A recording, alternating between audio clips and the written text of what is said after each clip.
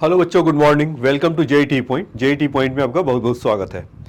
अभी हम लोग इस लेक्चर में एससी वर्मा बुक का क्वेश्चंस कर रहे थे और फिर उसके अभी पिछले क्वेश्चन में कुछ क्वेश्चन नंबर 18 तक हमने किया था और आज हम क्वेश्चन नंबर 19 से स्टार्ट करेंगे। तो क्वेश्चन नंबर 19 में क्या है कि ये तो क्वेश्चन नंबर शायद मेरे ख्याल से 20th है, तो आओ पहले 20th खुला है तो 20th ही स्टार्ट कर देते हैं।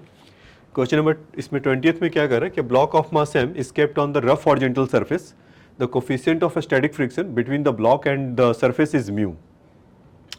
The block is to be pulled by applying force of it. What is the minimum force is needed to slide the block? In which direction should this force act? ठीक है, तो अभी हमें क्या है कि इस क्वेश्चन में एक मास m है और उसको क्या कर रहा है, पुल कर रहा है। तो उसमें ये नहीं बोला कि किस डायरेक्शन में पुल कर रहा है, ये नहीं बोला ना हॉरिजॉन्टल कर रहा है या एंगल से कर रहा है। तो कह रहा है कि the block is the pulled applying the force of it, what is the minimum force is needed to be slide.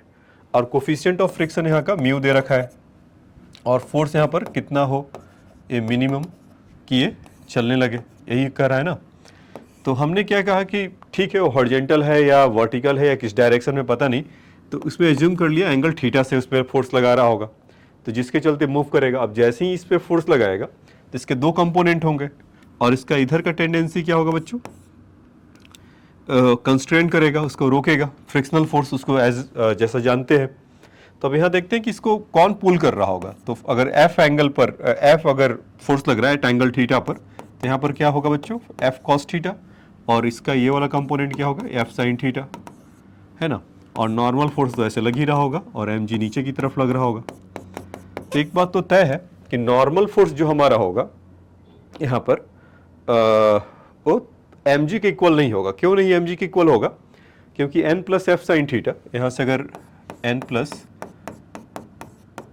F sine theta equal to कुछ एम जी लिखे तो एन इक्वल टू कितना हो जाएगा, M G minus F sine theta, इस तरह का होगा क्या एन का वैल्यू।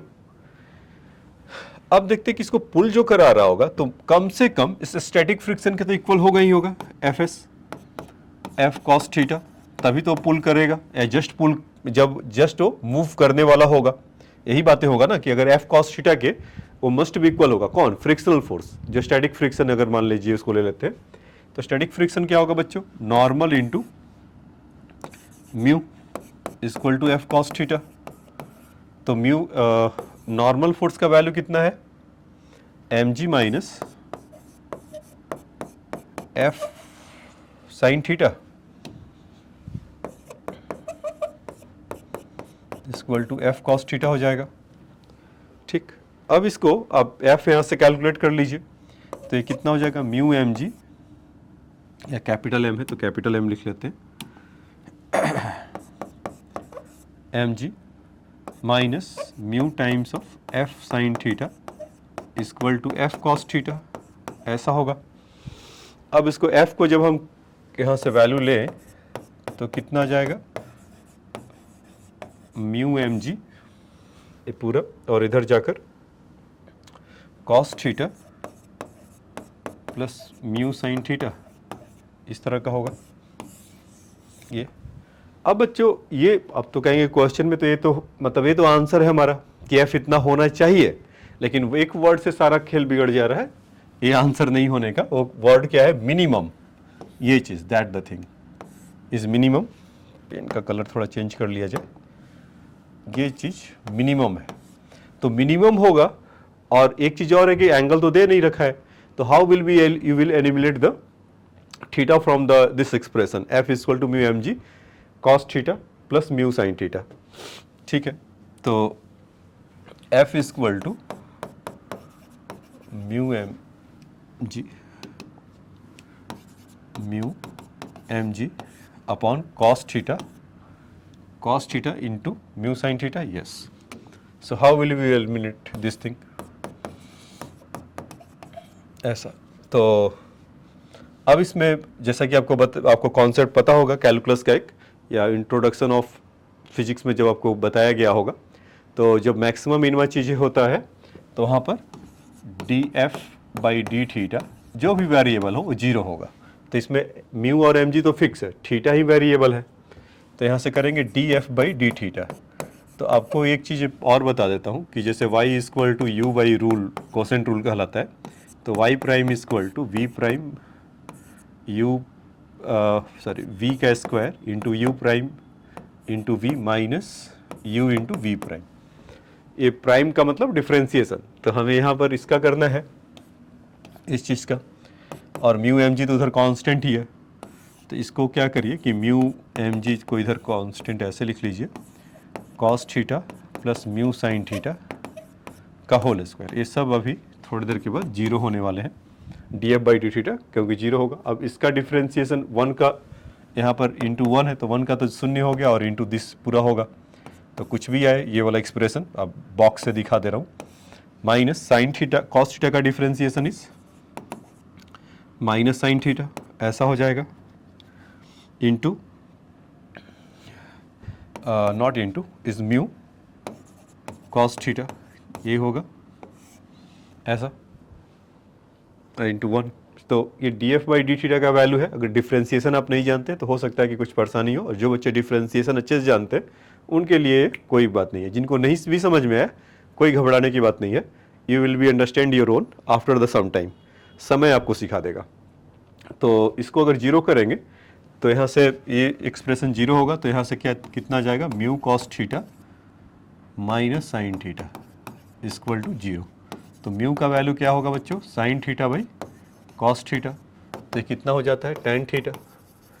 तो ये वही वाला एक्सप्रेशन है जो आपको एक एस सी वर्मा सर के ये जो मतलब एक क्वेश्चन नंबर उसी क्वेश्चन का है।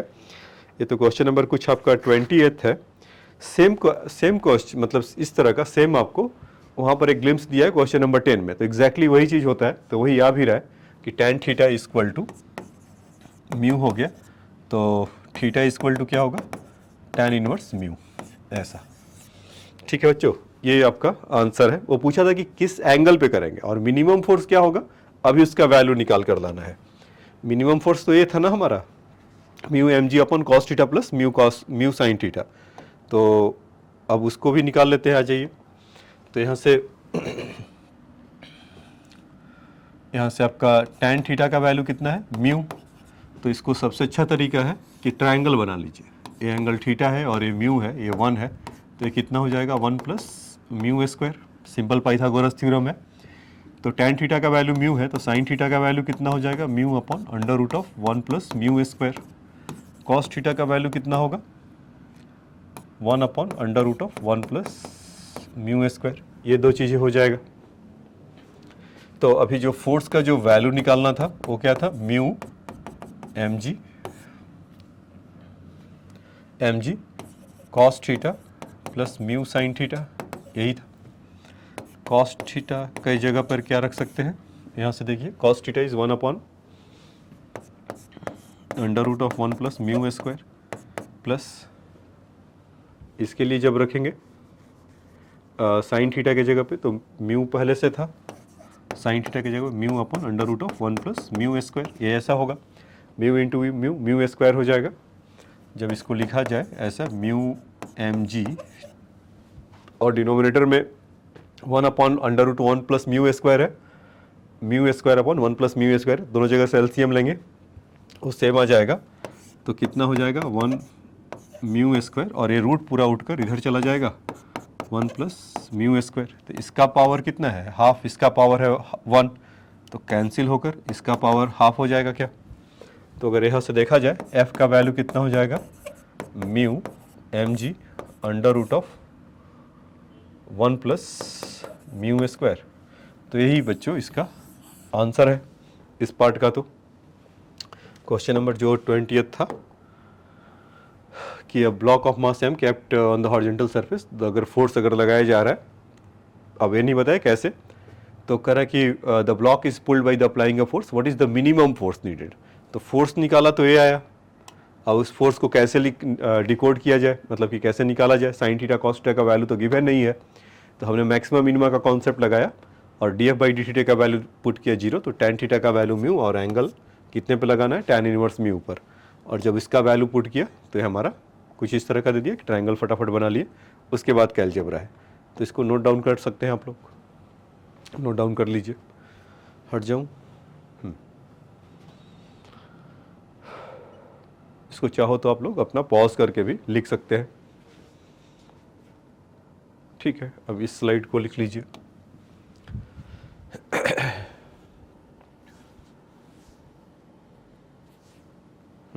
अब इसके बाद इसको लिख लीजिए।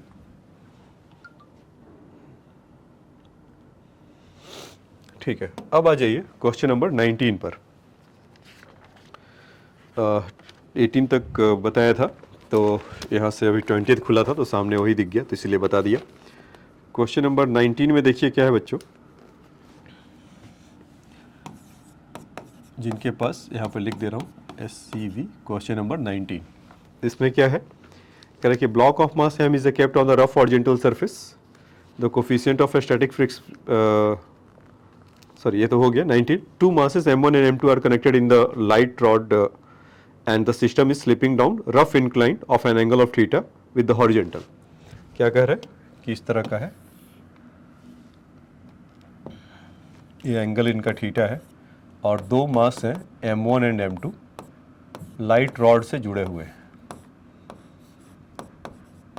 ऐसा। The static friction between the block and surface is mu. The block is pulled by applying a force to not that one. Two masses m1 and m2 are connected by the light rod and the system is slipping down the rough incline at angle theta of the horizontal. Slipping down हो रहा है, नीचे की तरफ आ रहा है। The blocks are pulled by the applying force on it. So what is the minimum force needed to slide block?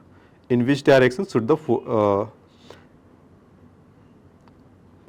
the friction coefficient both the contact is mu. Find the acceleration of the system and the force by the rod on one of the block. ठीक है, तो हमसे पूछा जा रहा है कि find the acceleration of the system। तो आ जाइए इस क्वेश्चन को करते हैं। क्वेश्चन इतना ही है, पूछ रहा है कि जो रॉड इससे लगा हुआ है कि एक दूसरे पे फोर्स कितना एग्जर्ट कर रहे हैं, या m1 कितना लगा रहा है फोर्स, सही है, और वो किस एक्सेलरेशन से नीचे की तरफ आ रहा है। तो काफ़ी सिंपल है, और इसके बीच का कोफिशिएंट ऑफ फ्रिक्शन कितना है बच्चों, म्यू, ये दे रखा है। तो एक बात तो तय है कि अगर नीचे की तरफ आ रहा होगा तो इसको कौन इसको खींच रहा होगा, m1g साइन थीटा इसका, और फ्रिक्शन इसका अपोज कर रहा होगा से F1, और इसको यहाँ पर फ्रिक्शन अपोज कर रहा होगा F2। ठीक है, और उसके बाद इसको भी वही काम कर रहा होगा, m2g साइन थीटा नीचे की तरफ कर रहा होगा, और दो साथ साथ normal force n1 and n2 इस डायरेक्शन में ऐसे लग रहे होंगे, इज m1g कॉस थीटा, और यहाँ से m2g कॉस थीटा, इस तरह का। तो अगर इसका एक्सप्रेस अगर नेट फोर्स लिखा जाए m1 पे तो क्या होगा, तो उसको अगर हम देखें तो अगर इसका एक्सप्रेशन लिखें m1g साइन थीटा।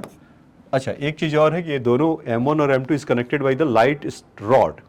तो लाइट रॉड है तो इसका मतलब यहाँ पर टेंशन भी कुछ उसका होगा, तो से टेंशन टी कर लीजिए। वो तो इस तरह से लिखेंगे कि आपको परेशान नहीं करेगा, minus F1 equal to friction force का अपोजिट डायरेक्शन, क्योंकि डाउनवर्ड आ रहा है एज ए क्वेश्चन में मेंशन है, तो m1 इंटू ए हो जाएगा। और ऐसे ही जब इसका एक्सप्रेशन लिखेंगे तो अभी इस रॉड को कौन खींच रहा होगा, तो टेंशन टी खींच रहा होगा और उसका वेट खींच रहा होगा, तो T minus m2g sine theta minus F2 equal to m2 into A, ऐसा। अब इन दोनों को ऐड कर दिया जाए तो टी विल गॉन, यही होगा। अब यहाँ से क्या होगा, m1g sign theta minus m2g sine theta. देखिए क्या क्या है, m1g sign theta minus m2g sine theta, ऐसा कुछ होगा। और यहाँ से दोनों क्या आ जाएगा, F1 एंड F2 हमने ऐड ही किया है, हाँ, तो दोनों माइनस में ही रहेंगे, F1 F2। ठीक है, तो और तो कुछ देख लेता हूँ कि गड़बड़ी तो नहीं है। हाँ, ये गड़बड़ी है बच्चों, जैसे मैंने इसको बोला t minus m2g sine theta, तो ये t माइनस क्यों होगा, माइनस इसलिए नहीं होगा कि m2g साइन थीटा तो नीचे की तरफ आ रहा है, तो बेसिकली ये प्लस है, तो t plus m2g sine theta इसको खींच रहा है, माइनस F2 m2a, तो यहाँ पर प्लस होगा ये, इसको और वो दोनों माइनस ही रहेंगे, F1 minus F2 equal to m1 plus m2, इसका कॉमन ले लीजिए a। इस तरह का कुछ एक्सप्रेशन आएगा क्या। उसके बाद आपका गेटिंग पुटिंग है। गेटिंग पुटिंग है मतलब फ्रिक्शन का वैल्यू आप रखिए, friction is your in the both case. यहाँ पर n1 कितना होगा, m1g sine theta, m1g cos theta. अच्छा लिखा तो हुआ है पहले से। ये दो फोर्स ऐसे लग रहे थे, m1g cos theta, m2g cos theta. और फ्रिक्शनल फोर्स इक्वल टू आप जानते हैं म्यू इंटू नॉर्मल फोर्स। तो इस केस में इसका n1 है, उस केस में इसका n2 है। F1 F2 के लिए अगर मैं लिखना चाहूँ इसको तो यहाँ से m1 प्लस m2 लिख लेता हूँ, क्योंकि g साइन थीटा कॉमन है दोनों में तो थोड़ा स्पेस बच जाएगा ऐसा, माइनस वहाँ से अगर दोनों में म्यू म्यू तो सेम ही आएगा और वहाँ पर g कॉस थीटा भी सेम आएगा, तो उसको ऐसे लिख लिया m1 plus m2 equal to net force m1 plus m2 into a. तो आप देखेंगे ये दोनों कैंसिल हो जा रहे हैं क्या, और जो आपका नॉर्मल जो इंक्लाइन प्लेन पे एक्सेलरेशन का जो वैल्यू आता था वही वैल्यू आ रहा है। तो a equal to g sine theta minus mu cos theta. इस एक्सप्रेशन से तो आप भली भांति परिचित है ना। ये कब होता था, कोई भी ब्लॉक ऑफ मास m है और वो स्लाइड डाउन हो रहा है और एट एंगल थीटा है, कोफिशिएंट ऑफ फ्रिक्शन म्यू है, तो किस एक्सेलरेशन से होगा, यही एक्सेलरेशन से होगा। ठीक है, अब तो एक तरह से मतलब ये दोनों सिंगल सिस्टम हो गए। अगर मैं इसी क्वेश्चन को आपको ऐसे बता दूं, मान लो m1 m2 दोनों रहते हैं और तब नीचे की तरफ आता है, तो मास में तो डिपेंड करता नहीं है एक्सेलरेशन। आप देख जानते ही होंगे इंक्लाइन प्लेन वाले पे कि अगर वो सर्टेन एक्स उसका अपने वेट के चलते आता है तो उसका एक्सेलरेशन क्या होता है, g times of sine theta minus mu cos theta. तो सिंगल सिस्टम होता और उसका भी एक्सेलरेशन सेम ही रहता, तो इसका मतलब एक दूसरे पे कोई फोर्स एग्जर्ट नहीं करेगा। तो यहाँ पर भी इसका मतलब जो क्वेश्चन में पूछा था कि एक दूसरे पे फोर्स कितना एग्जर्ट करेगा, मतलब m1 m2 पे कितना लगाएगा और m2 m1 पे कितना लगाएगा, तो उनके बीच में क्या है, टेंशन T। तो आप कहीं से भी T का वैल्यू पुट करेंगे तो उसका वैल्यू 0 आएगा। क्यों, वो कैसे मुझे पता चला, क्योंकि A जब इतना ही आना है, अगर इससे डिफरेंट आता तब वो एक दूसरे पे फोर्स लगाते। वो सेम ही आ रहा है, आप ऐसे करके देख लीजिए। मान लीजिए कि कहीं पर इसी पे लगा देते हैं, सेकंड वाले पे लगा लेते हैं कि m1 उस पर कितना लगा रहा है, तो T होगा उस पर लगाया होगा तो T का वैल्यू। तो यहाँ पर T का वैल्यू अगर आप पुट करिए तो कितना हो जाएगा, T plus m2g sine theta minus mu m2g cos theta equal to mass into acceleration. Acceleration अभी अभी लाया था, g sine theta minus mu cos theta, ये होगा बच्चों। तो आप इसमें देखेंगे m2g sine theta, m2g sine theta exactly है। अगर नहीं दिख रहा है तो अब दिखने लगेगा। मास को मल्टीप्लाई कर दीजिए, mu m2g cos theta, t equal to m2g sine theta minus mu m2g cos theta. तो ये इससे कैंसिल हुआ, ये इससे कैंसिल हुआ, तो टेंशन T का वैल्यू कितना हो गया, 0। तो इस पर कितना टेंशन लग रहा होगा, 0, जो मैंने आपको पहले ही बोला था कि इसका वैल्यू 0 आ जाएगा। तो ये तो था बच्चों question number 90 SC Verma book से। तो इसको आप राइट डाउन कर लीजिए। इसमें बस यही आपको समझना था कि m1 m2 कैसे हो रहा है और इसका फ्रिक्शन का डायरेक्शन और फोर्स इधर कौन को लेके जा रहा है। तो फटाफट इसको नोट डाउन कर लीजिए।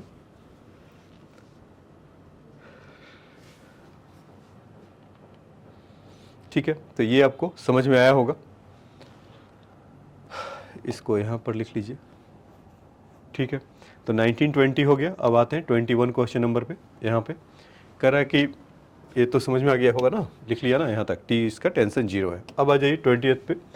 कह रहा है क्या क्वेश्चन है, ये पढ़ लेते हैं। The friction coefficient between the board and the floor shown in a figure is mu, not u, is mu। ऐसा find the maximum force that man can exert on that rope so that the board does not slip on the floor। मतलब वो कितना यहाँ से इसको पुल करे, तो जब यहाँ से इधर पुल करेगा तो ट्रांसमिट होकर किधर होगा, इधर, है ना। तो इधर की तरफ अगर खींच रहा होगा तो कुछ इसका T ऐसे लग रहा होगा और इसको T इधर खींच रहा होगा, T या F ले सकते हैं। चलिए T से बोर हो गए तो F लगा देता हूँ यहाँ पे। F ऐसे लगा रहा होगा, F ऐसे लग रहा है तो वही वाला ट्रांसमिट होकर इसको F खींच रहा होगा। तो कह रहा है कितना एफ उस पर एग्जर्ट करे, मैक्सिमम फोर्स कितना एग्जर्ट करे in order to get the not slip. ठीक है, तो आइए तो इसको अगर समझे कि मैन और जो यहाँ पर इस तरह का कुछ प्लेटफॉर्म है उसका मास m है और ये भी सॉरी इसका मास स्मॉल m है और मैन जो खड़ा है इसका कैपिटल M है। तो इस पे इसको जो स्ट्रिंग के थ्रू आ रहा होगा तो उस पर सपोज F हो रहा होगा, तो इसको अपोज कौन कर रहा होगा, फ्रिक्शन, F ऐसा। तो इसमें नॉर्मल फोर्स ऊपर की तरफ लग रहा है और यहाँ से m plus small m into g लग रहा होगा, ऐसा कुछ लग रहा है क्या? तो कहेंगे हाँ यही तो लग रहा है। तो यहाँ से F इक्वल टू, मतलब जैसे उसको होल्ड करके रखें या जैसा उस क्वेश्चन में बोला है कि मैक्सिमम फोर्स लगाओ डज नॉट स्लिप, ये चीज़ डज नॉट स्लिप। तो डज नॉट स्लिप का मतलब कि frictional force must be the F, और फ्रिक्शन फोर्स के लिए आपको क्या चाहिए होता है, म्यू इंटू नॉर्मल फोर्स। तो ये कि नॉर्मल फोर्स लेकर आ जाओ और आंसर घर लेकर जाइए। अब देखिए कि नॉर्मल फोर्स n है और यहाँ पर m है। एक चीज़ की कमी और है इस फ्री बॉडी डायग्राम में कि जब वो मैन खींच रहा था उसको इस तरफ से, तो आपको जैसे बताया था ना, आपको एग्जाम्पल कितने बार दिया होगा, अब जो मेरा लेक्चर अगर आप सुन रहे होंगे तो इस आप चीज़ को नोटिस किया होगा कि फ्रिक्शन में बहुत बार मैंने बोला है कि अगर वेइंग मशीन है या लॉज ऑफ मोशन है, वेइंग मशीन है वहाँ पर रख दीजिए, चुपचाप जाकर खड़ा होइए, वेट देखिए, तो जो आपका वेट होगा वही आएगा। या जो एलिवेटर वाले सिस्टम में होता है कि आप वहाँ पर एलिवेटर जब शांत है, मतलब शांत है means it is not moving, is rest on the certain position या कांस्टेंट वेलोसिटी से ऊपर नीचे जा रहा है, तो अब जाकर अपना वेट देखिए तो आपका वेट वही आएगा। लेकिन जैसे ही वो एक्सेलरेट करेगा ऊपर या नीचे, आपका वेट उतना नहीं रहेगा, वो चेंज किया हुआ रहेगा। तो सेम काम यहाँ पर भी है। ऐसा क्यों होता है कि नॉर्मल फोर्स बदल जाता है? तो यहाँ पर नॉर्मल फोर्स, या आपको बोला भी हूँ कि जैसे आप हुक करके यहाँ पर देखिए कहीं पर, आप जैसे कुछ पुल कोई भी हैंग कर रहा है रोप वगैरह, उससे आप उसको पकड़िए and you will find that your weight will be decreases, because कि एक आपने जैसे इसको पकड़ा तो ऊपर से एक फोर्स आपने अप्लाई किया होगा, यहाँ पर तो बोल ही रहा है। तो आप नॉर्मल फोर्स देखेंगे कि n plus capital M plus M into g, तो n का वैल्यू कितना हो जाएगा, m plus small m into जी माइनस फ्रिक्शन फोर्स। ये f का वैल्यू आपका n का वैल्यू आया, तो n का वैल्यू यहाँ रख दीजिए, इसमें आपको वहाँ से मिल जाएगा। तो यहाँ पर जब रखेंगे mu into that time of normal force m plus small m into ji minus mu into force, क्योंकि दोनों में मल्टीप्लाई करेंगे ऐसा होगा इक्वल टू f। तो अब f को उधर लेकर जाइए और आंसर अपना घर ले जाइए। तो f का जो वैल्यू यहाँ से आप सॉल्व करेंगे इस चीज़ को, यहाँ पे लिख दे रहा हूँ मैं। सो f उस साइड में जाएगा तो f प्लस म्यू f, तो f कॉमन लेंगे तो 1 प्लस म्यू हो जाएगा। तो यहाँ से कितना हो जाएगा, mu times of m plus small m into ji upon 1 plus mu. तो ये बच्चों हमारा एक्सप्रेशन आ जाएगा कि इसमें फोर्स कितना मैक्सिमम लगा है कि इसके लिए आएगा। अब देखिए इसमें क्या आप सोच रहे हो कि पिछले जो क्वेश्चन था तो उसमें तो आपने डिफरेंशिएशन कर दिया था। हाँ, इसलिए किया था कि वहाँ पर कॉस थीटा और साइन थीटा में के टर्म में था और वो हमें क्वेश्चन में नहीं दिया था। दैट इज़ वाई हमें कुछ वहाँ पर एक कंडीशन ऐसा लाना था कि जिसके चलते वहाँ से सॉल्व हो जाए।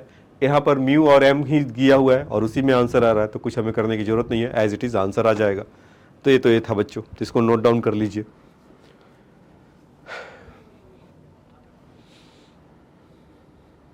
ठीक है, अब आ जाइए क्वेश्चन नंबर 22।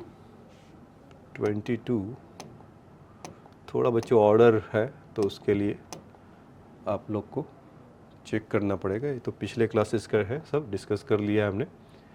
शायद यहाँ से है 22 या उसमें एक ब्लॉक रहता था उस सिस्टम के लिए है, तो देख लेता हूँ 2 kg ब्लॉक। और अच्छा, वो पिछला क्वेश्चन उसी को दिखा रहा था क्या?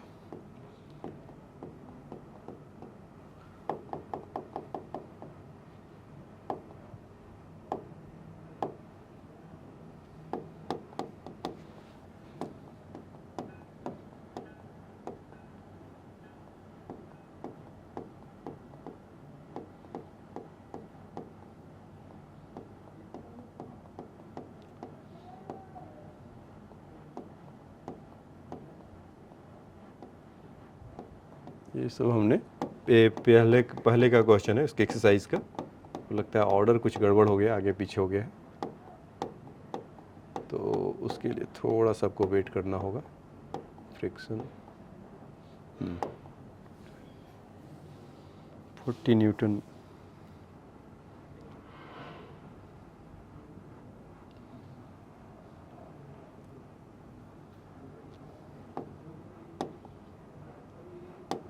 लगता है कि यहाँ से आएगा।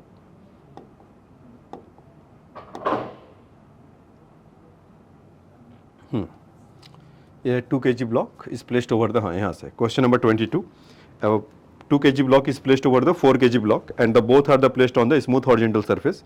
The coefficient of friction between the block is 0.2. Find the acceleration of the two blocks. The horizontal force of 12 Newton is applied upper of the block and lower of the block. Take the G value is 20. ठीक है, तो बच्चों ये question number 22 है। यहाँ पे मैं इसको कर दे रहा हूँ। ठीक है, तो आ जाइए इस क्वेश्चन में। क्या कह रहा है कि एक 4 kg का ब्लॉक है और इसके ऊपर एक 2 kg का ब्लॉक है, और वो क्या कर रहे हैं कि एक फोर्स लगाया गया, हॉरिजॉन्टल फोर्स लगा रहे हैं अपर ब्लॉक पे 12 न्यूटन का, और यहाँ का कोफिशिएंट ऑफ फ्रिक्शन म्यू का वैल्यू कुछ है आपका 0.2, और स्मूथ है यहाँ का नीचे वाला म्यू का वैल्यू 0 है। तो पूछ रहा है हमसे कि find acceleration of the two block. तो ठीक है, तो देखिए एक बात तो तय है 2 kg वाले का कि अगर 12 न्यूटन का फोर्स लगाएंगे तो मूव करना है नहीं करना है, फ्रिक्शन फोर्स तो ऐसे लगेगा। ठीक है, तो फ्रिक्शन फोर्स को ऐसे लगा लिया और इसका नॉर्मल फोर्स ऐसे और mg ऐसे। तो फ्रिक्शन फोर्स कैलकुलेट करके लाए म्यू इंटू mg, यही होगा। और इस समय यहाँ म्यू का वैल्यू कितना है 0.2, तो 0.2 हो गया, और mg का वैल्यू इस 2 kg है तो 20, तो यहाँ से कितना आ रहा है 4 न्यूटन। तो मैक्सिमम स्टैटिक फ्रिक्शन यहाँ पर कितना है 12 न्यूटन ये वाला, और आप फोर्स कितने का लगा रहे हैं, sorry not 12 Newton, it is the 4 Newton, और फोर्स आप कितने का लगा रहे हैं 12 न्यूटन। तो ऑब्वियस सी बात है कि 12 न्यूटन का लगेगा तो फ्रिक्शन कहाँ तक उसको पकड़ पाएगा, 4 न्यूटन तक ही उसको होल्ड कर पाएगा या उसका अपोज करेगा। तो अब नहीं हो रहा है तो उससे बहुत ज़्यादा है, 3 गुना ज़्यादा है, तो मोशन होना तय है। तो यानी कि 2 kg एंड 4 kg वाले ब्लॉक के बीच में मोशन होगा। अगर होगा तो कितना एक्सेलरेशन होगा, तो एक कौन सी बड़ी बात है, न्यूटन सेकंड लॉ को याद करेंगे। वही बोलते हैं ना कि net force equal to mass into acceleration. So net force कितना लग रहा है बच्चों 12 minus F equal to 2 into a. तो 12 एफ का वैल्यू कितना है 4 न्यूटन, और यहाँ से कितना हो गया 2 इंटू 2, तो ए का वैल्यू कितना मिल जाएगा आपको 8 माइनस 12 माइनस 4 इज 8, तो 8/2, तो कितना हो जाएगा आपका 4 मीटर पर सेकेंड स्क्वायर। तो एक्सेलरेशन का वैल्यू आपका आ गया 4 मीटर पर सेकेंड स्क्वायर। ठीक है, अब देखते हैं कि इसके चलते और क्या होगा कि 4 kg वाला ब्लॉक भी चलेगा। क्यों? क्योंकि ये वाला स्मूथ है, ये वाला स्मूथ है, क्वेश्चन में ही मेंशन कर रखा है म्यू इक्वल टू 0 है। तो उसमें क्या होगा कि 4 kg वाला मूव करेगा। आपको अगर इसका डेमोन्स्ट्रेशन चाहिए तो क्या करिएगा कि जैसे कि एक के ऊपर, पता नहीं आप लोग कर पाएंगे या नहीं कर पाएंगे, लेकिन मैं बताता हूँ, ट्राई करना। जैसे एक ब्लॉक ए है और एक ब्लॉक ए है, मान लीजिए 2 kg का है और एक 3 kg का है, और इसको जब आप ऐसे लगाएंगे यहाँ से ऐसा कुछ, और इसको जब ऊपर वाले के लिए ऊपर वाले में फोर्स लगाएंगे तो खैर फ्रिक्शन अभी इतना ज़्यादा है मेरे पाम और इस बुक के बीच में, ये मूव नहीं करेगा। तो आप क्या करना कि आप टेबल पे रख लेना और 2-3 बिना कैप वाले पेन नीचे लगा देना। तो जब इस पर फोर्स लगाएंगे नीचे वो वाला भी अपने आप जाएगा। जो नीचे पेन जो लगाया तो रोलिंग फ्रिक्शन लगने लगा, तो जिसके चलते उसका फ्रिक्शन ऑफ कोफिशिएंट कम हो गया। तो आप पाएंगे कि ऊपर वाले फोर्स लग रहे तो साथ साथ वो नीचे वाला ही अपने आप मूव कर रहा है। तो ये तो इसका था। तो इसको अगर 4 kg वाले को जब मूव कराने के लिए क्या होगा, तो इन दोनों के बीच में जो फ्रिक्शन था ना, और 4 kg वाला आगे की तरफ मूव करेगा, तो ऐसा कैसे होगा कि एफ से होगा। ऐसा मैं क्यों बोल रहा हूँ कॉन्फिडेंटली कि इधर मूव करेगा ही करेगा, क्योंकि स्मूथ है। What ever the force acting on the 4 kg block, it will B move in the that direction. So if you apply the force of 12 Newton, then you will find that 2 kg and 4 kg are moving together. तो together या together move करेगा या नहीं करेगा, not together because कि relative slipping तो साथ में है, लेकिन हो सकता है कि ये 2 kg आगे निकल जाए और 4 kg थोड़ा पीछे पीछे है। ये ऐसा इसलिए कि इस पर क्या होगा कि रफ है, तो इसको मूव कराने वाला फ्रिक्शन फोर्स अपोजिट लगेगा। जो 2 kg पे लग रहा था उसके ठीक अपोजिट यहाँ पर लगेगा। तो frictional force equal to net force इसका 4 इंटू ए। तो फ्रिक्शनल फोर्स कितना था 4 ए, तो ए का वैल्यू कितना हो जाएगा 1 मीटर पर सेकेंड। हाँ, तो मैं ठीक था कि not together but having the move करेगा, लेकिन 4 kg वाला 2 kg वाला आगे निकल जाएगा और फिर पीछे पीछे जो 4 kg वाला है 1 मीटर पर सेकेंड स्क्वायर से ऐसा आएगा। अगर हम ऊपर की तरफ फोर्स लगा रहे हैं तो ऐसा होगा। ठीक है बच्चों, तो ये तो इस पार्ट का आंसर है। तो कुछ समझ में आया? देखो एक बार फिर से बता दे रहा हूँ क्या किया मैंने कि 4 kg 2 kg का था, 12 न्यूटन का फोर्स लगाया। तो 12 न्यूटन का फोर्स लगाया, देखा कि पहले इसमें स्लिपिंग है क्या, या मूव कर पा रहा है, या रेजिस्टेंस या जो फ्रिक्शन ऑफर कर रहा है कहाँ तक कर रहा है। तो म्यू का वैल्यू जब हमने देखा तो 4 न्यूटन है और 12 न्यूटन यहाँ पर है। तो ऑब्वियस सी बात है कि it will be the 12 Newton will be overcome the that frictional force, maximum frictional force is 4 Newton. तो 12 माइनस 4 करेंगे तो इसका value net force mass into acceleration, तो 12 माइनस 4 इंटू 2 है, तो ए का वैल्यू कितना आ गया 8/2 is 4 metre per second square. अब देखा कि 4 kg का क्या हाल चाल है, तो उस पर आपको बस ये आपको एक नॉलेज चाहिए कि 4 kg पे फ्रिक्शनल फोर्स कैसे लग रहा होगा। तो इसके इस डायरेक्शन में अपोजिट डायरेक्शन हो जाता है। और आप खुद भी सोच कर देखो कि जब अगर जैसे मैंने बोला था ना कि F equal to M A वाला जो चीज़ है, आप F equal to M A proof नहीं कर सकते हैं।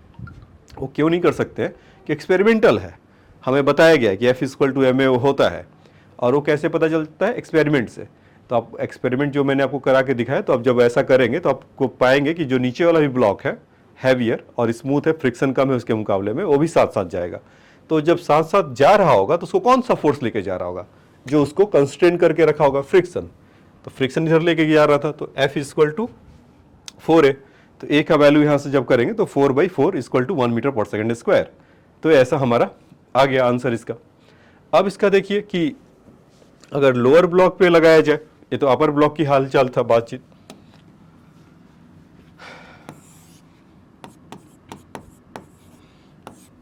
फोर kg और यहाँ पर 2 kg और यहाँ पर 12 न्यूटन का फोर्स लगाए। अब 12 न्यूटन का फोर्स लगाए तो यहाँ तो तय है।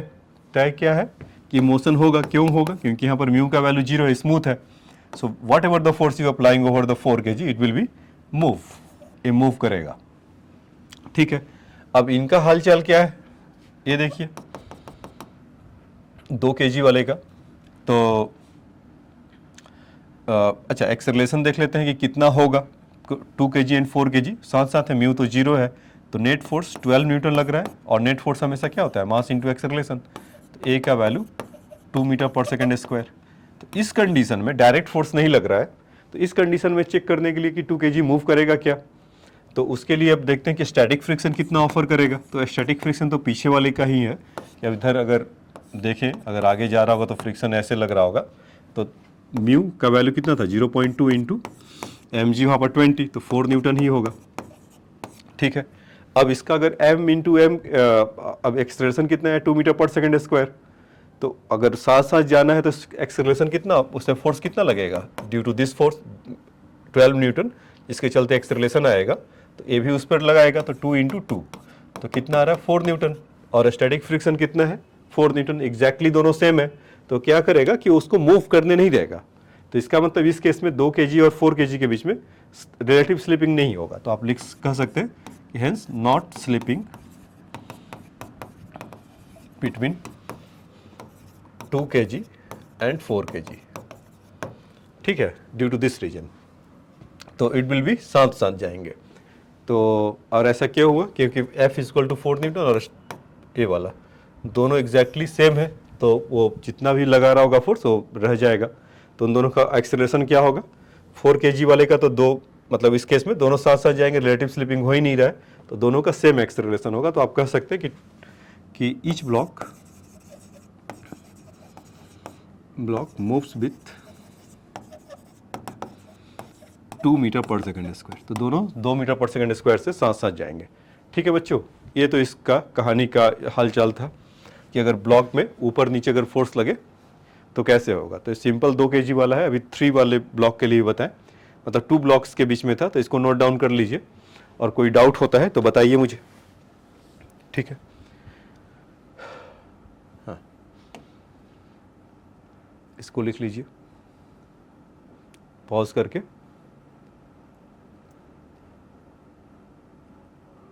और आपको कोई डाउट आता है ड्यूरिंग द सॉल्विंग तो आप मैसेज करिए, फिर आपको बताया जाएगा कि इसमें ये डाउट है तो इसको कैसे आप ठीक कर सकते हैं। ठीक है बच्चों, अब आ जाइए 3 kg 3 ब्लॉक सिस्टम में। इसमें क्या कर रहा है, इसमें आपको और सीखने को मिलेगा। कह रहा है कि find acceleration A1 A2 A3 of the 3 blocks if the horizontal force 10 Newton applied on the 2 kg block. तो जैसे आपको बताया था कि जब डायरेक्ट फोर्स लग रहा है तो उसका क्या मैकेनिज्म है, और जब इनडायरेक्ट फोर्स लग रहा है तब उसका क्या मैकेनिज्म है। तो एक एक करके देखते हैं। हम भी अपना बना लेते हैं। 2 kg, उसके बाद 3 kg, और उसके बाद 7 kg। तो तीसरे वाले का म्यू 0 है, स्मूथ है। 3 kg वाले का है हमारा 0.2 और म्यू 1 है यहाँ से 0.2। तो सपोज आप यहाँ से पहले वाले फोर्स पे 2 kg ब्लॉक पे लगा रहे हैं 10 न्यूटन का फोर्स। तो वही जैसे 2 सिस्टम जब था तो उसके लिए हमने जब देखा था कि जब 2 kg ब्लॉक पे 10 न्यूटन का फोर्स लगाएंगे तो यहाँ पर फ्रिक्शन कितना ऑफर करेगा। तो पहले वो चेक कर लेते हैं कि फ्रिक्शन फोर्स यहाँ पर क्या लग रहा होगा। F ऐसे F1 से यहाँ पर ऐसा बना लेते हैं, सिंपल एक एक करके करेंगे, कोई घबराने की बात नहीं है, आराम से एक एक सीखते रहिए, क्योंकि एक बार यहाँ से सीख जाएंगे तो फिर कैसा भी आप उसको कर पाएंगे। तो फ्रिक्शनल फोर्स यहाँ से कितना हो जाएगा, F का वैल्यू कितना हो जाएगा बच्चों, यहाँ से F1 तो 20 इंटू 0.2 तो कितना आ गया 4 न्यूटन, ऐसा ही होगा। तो इसका 10 न्यूटन लग रहा है और यहाँ पर 4 न्यूटन है, तो यहाँ पर कितना आ जाएगा इनका एक्सेलरेशन। ऑब्वियस सी बात है कि 10 न्यूटन यहाँ पर है और 4 न्यूटन यहाँ पर है, तो इस पर नेट फोर्स कितना होगा 10 - 4 = 2A। तो 6 = 2A, तो A का value 3 metre per second square होगा। तो ये बात तो इसमें है कि 3 metre per second square 2 kg का होगा, ठीक है। और वो स्लिप करेगा 2 kg वाला ओवर द 3 kg वाले पर, ठीक है। तो अब आइए हम देखते हैं कि इसका 3 kg वाले पर क्या असर पड़ रहा है। क्या 3 kg वाला मूव कर रहा है या साथ साथ जा रहा है या क्या हो रहा है। तो अब 3 kg वाले के लिए जब बनाएंगे तो उस पर 2 तरह से फ्रिक्शन लगेगा। क्यों, एक तो ये 2 kg वाले का जो था 2 kg और 3 kg वाला जो फ्रिक्शन इधर लग रहा था F1 वो इसको इधर करेगा, क्योंकि उसको वो ले जाना चाह रहा होगा साथ साथ। तो कौन सा वहाँ पर मूविंग फोर्स है, यही फ्रिक्शन ही होल्ड करेगा कि जो उसको 3 kg वाले को साथ साथ लेकर जाएगा। एक बात तो ये हुआ। 3 kg का अपना फिर देखेंगे कि उसके चलते फ्रिक्शन फोर्स क्या लग रहा होगा, तो इस डायरेक्शन में से F2, और इसका रिस्पॉन्सिबल क्या होगा 2 kg और 3 kg दोनों कंबाइंड सिस्टम में। जो नॉर्मल फोर्स देखेंगे जो 7 kg पे जो फोर्स लगा रहे होंगे 2 kg और 3 kg तो 5 kg, तो यहाँ पर 5G ऐसे लग रहा होगा। इसका normal force what ever the normal force N2 कह देते हैं। तो यहाँ से F2 का वैल्यू अगर आप देखेंगे तो 5G है ये चीज, और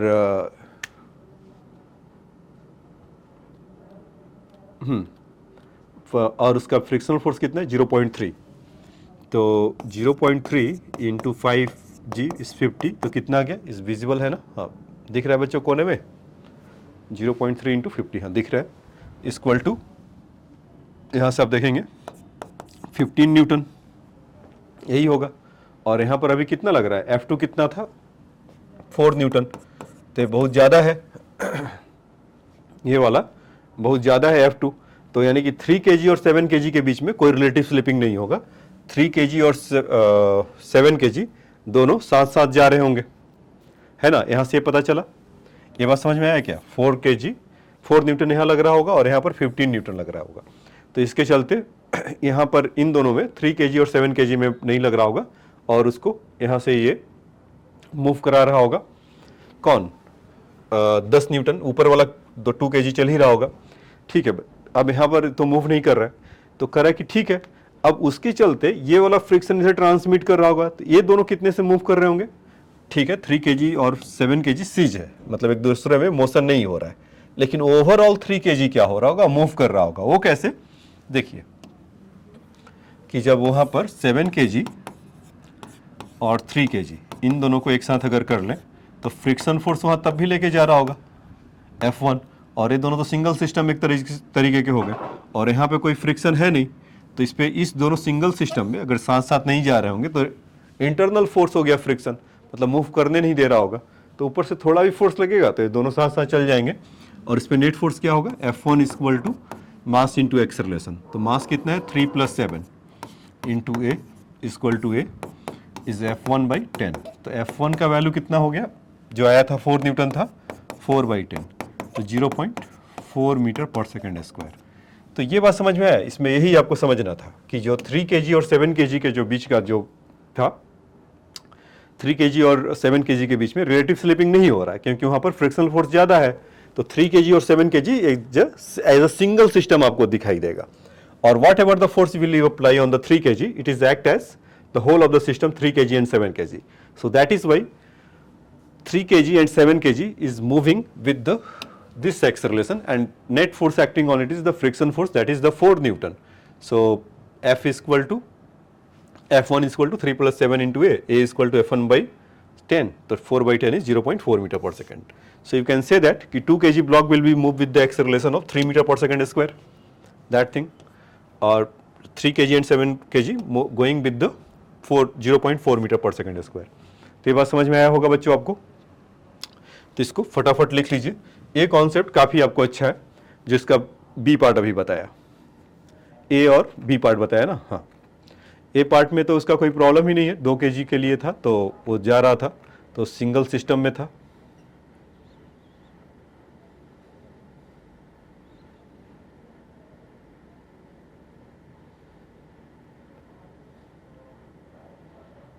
ठीक है, ए पार्ट के लिए था कि जब 10 न्यूटन लगाए तो क्या क्या हुआ। अब बी पार्ट के लिए करेंगे, तो ऊपर एक बार फिर से ब्रीफ कर लेता हूँ। 10 न्यूटन का फोर्स लगाया, फ्रिक्शन फोर्स नीचे की तरफ, net force mass into acceleration, मतलब 2 kg वाला स्लाइड किया। 3 kg वाले के लिए यहाँ पर देखा तो फ्रिक्शन नहीं हो रहा था, तो सिंगल सिस्टम में आ गया, और फिर उसको यहाँ से ऐसे बताया। नोट डाउन कर लो इसको, ये चीज़ इंपॉर्टेंट है इसका, कि 3 kg 7 kg साथ साथ नहीं चले। ठीक है, अब इसको लिख लीजिए,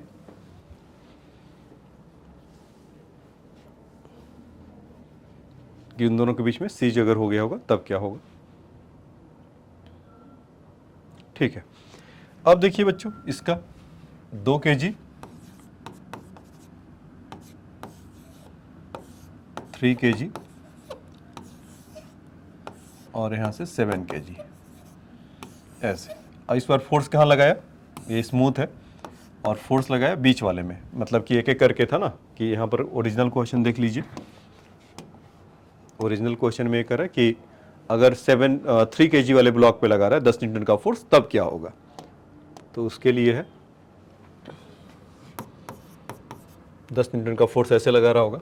तो अब इसका अगर देखा जाए कि डायनेमिक्स कि 3 kg वाला मूव करेगा क्या, 10 न्यूटन का अगर फोर्स यहाँ पर लगा रहे होंगे, तो यहाँ पर इन दोनों के बीच में पहले यहाँ चेक कर लेते हैं कि 2 kg और 3 kg, ये ऐसे लग रहा होगा एक के ऊपर एक, और डायरेक्ट फोर्स इस पे लग रहा है 10 न्यूटन। और यहाँ से अगर देखेंगे तो फ्रिक्शनल फोर्स कितना लग रहा है, F1 या F2 कह लीजिए इसको, F1 इन दोनों के बीच का था, तो 550 इंटू 0.3, तो 15 न्यूटन है। ये तो वैसे भी नहीं जाने देगा, क्योंकि 15 न्यूटन इतना ज़्यादा है, 10 न्यूटन है, तो वो भी नहीं करेगा। और साथ ही साथ अगर टेंडेंसी होगा भी तो ये भी एक्टिवेट हो जाएगा ना, फ्रिक्शन फोर्स F1, और उसका वैल्यू कितना था, 2 इंटू 0.2, तो कितना आ गया, 4 न्यूटन। तो इसको 10 न्यूटन को 2 फोर्स से लड़ना है, एक तो 15 न्यूटन लोअर और 4 न्यूटन ऊपर की तरफ। तो 2 kg और 3 kg के बीच में नो रिलेटिव स्लिपिंग, वो तो तय है, और इन दोनों के बीच में भी, मतलब 3 kg वाला मूव करेगा ही नहीं करेगा। ठीक है, और 3 kg और 7 kg के बीच में भी कोई रिलेटिव स्लिपिंग नहीं, तो भी नहीं मूव करेगा। और ये रहा फ्रिक्शनल फोर्स, ये तो मतलब यहाँ का म्यू 0 है। तो इसको और इसको 2 kg और 7 kg दोनों साथ साथ चल रहे होंगे, तब क्या होगा, कोई रिलेटिव स्लिपिंग नहीं होगा। तो ये क्या होगा, एक सिंगल सिस्टम में बदल जाएगा। और when ever the single system में बदल जाएगा तो इसका टोटल मास कितना हो जाएगा, 2 + 3 + 7 इक्वल टू, बताइए, इंटू एक्सेलरेशन। और नेट फोर्स कितना हो रहा होगा बच्चों, 10। तो ए इक्वल टू कितना हो गया, 10/12। तो 10/12 का मतलब कितना हो गया, 5/6 मीटर पर सेकेंड स्क्वायर। तो ये तो इसका हुआ। तो जब इसमें अगर लग रहा होगा डायरेक्टली तो यहाँ पर 10 न्यूटन ऐसा है। तो कहीं आपको सोच रहा कि ये 4 न्यूटन कैसे ओवरकम कर रहा होगा। आप उसका अगर चेक करना चाहते हैं तो सिंगल सिस्टम मान के से 5/6 है। तो मान लीजिए 5/6 से सब चल रहा है। एक और भी आपको बता देता हूँ आइडिया लगाने के लिए।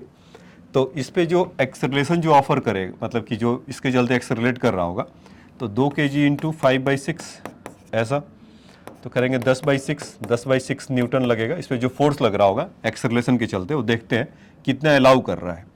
तो कुछ आएगा 1.67, क्योंकि 5/3 न्यूटन हो जाएगा।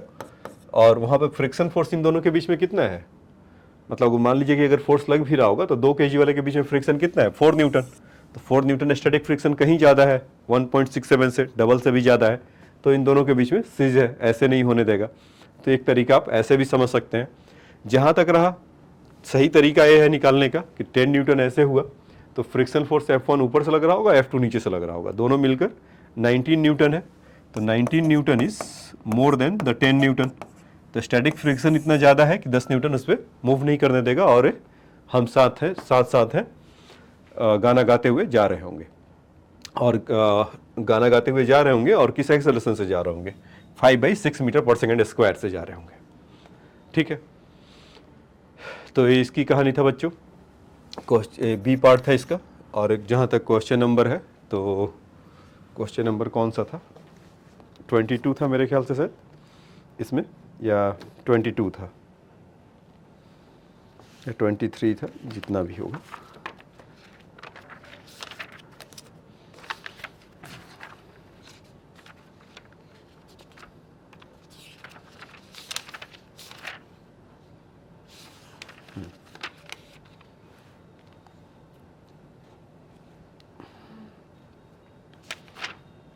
ठीक है, ये आपका 23 का बी पार्ट था। अभी एक सी पार्ट और है इसका। इसमें बोला है क्या कि जब नीचे की तरफ 7 kg वाले में लगाएगा तब क्या होगा। तो आइए उस मोह माया को भी समझ लिया जाए। 2 kg, 3 kg और यहाँ पर 7 kg, ऐसा 10 न्यूटन का फोर्स लगा। तो यहाँ पे तो कोई सवाल ही नहीं है कि कोई फ्रिक्शन हो। एक बात होता है कि 7 kg चलेगा। यहाँ का देख ले 15 न्यूटन है, वो ऐसे ही अपोज करेगा 10 से। तो पहले ही हमने चेक कर रखा है, और उससे भी चेक करके रखा है कि अगर मान लीजिए सिंगल सिस्टम है तो क्या होगा। तो मतलब रिलेटिव स्लिपिंग हर जगह सीज है बच्चों। यहाँ पर भी अगर लोअर ब्लॉक पे भी लगा तो ऐसे ही वो रफ है, सॉरी वो स्मूथ है, तो वो मूव करेगा साथ साथ। तो उसका टोटल फोर्स अगर फिर से देखें 10 न्यूटन नेट फोर्स। उसके पहले क्या एक्सेलरेशन लग रहा होगा, या ऐसे कर लीजिए, मास इंटू एक्सेलरेशन जो होता है।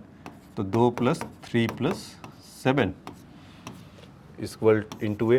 तो ए का वैल्यू कितना आ जाएगा, 10/12। तो 5/6 मीटर पर सेकेंड स्क्वायर से साथ साथ चलेगा। ठीक है, तो ये हमारा इस पार्ट का आंसर है, सी पार्ट का। तो आपको समझ में आया होगा। ठीक है, इसके बाद भी आपको कोई डाउट रह गया होगा तो आप पूछिएगा, मैसेज करिएगा कि सर इसमें ये डाउट है। या आप कह सकते हैं कि ए पार्ट समझने के बाद बी और सी खुद से भी ट्राई कर सकते हैं, और फिर उसके बाद इसका वीडियो देखिएगा। सही समझने का तरीका तो यही है। अब आ जाइए क्वेश्चन नंबर 24 पे चलते हैं।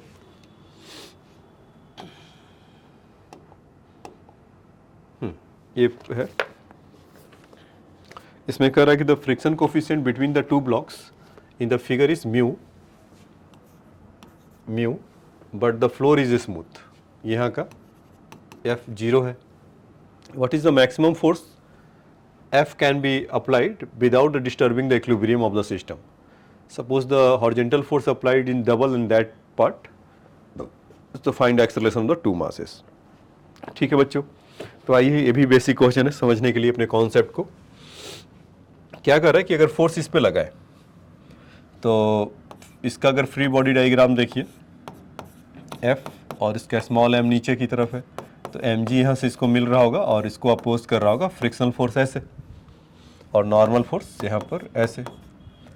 तो अभी क्या कर रहा है कि कितना मैक्सिमम फोर्स लगाओ कि वो इक्विलिब्रियम डिस्टर्ब नहीं हो, जैसे हैं वैसे ही रहेंगे।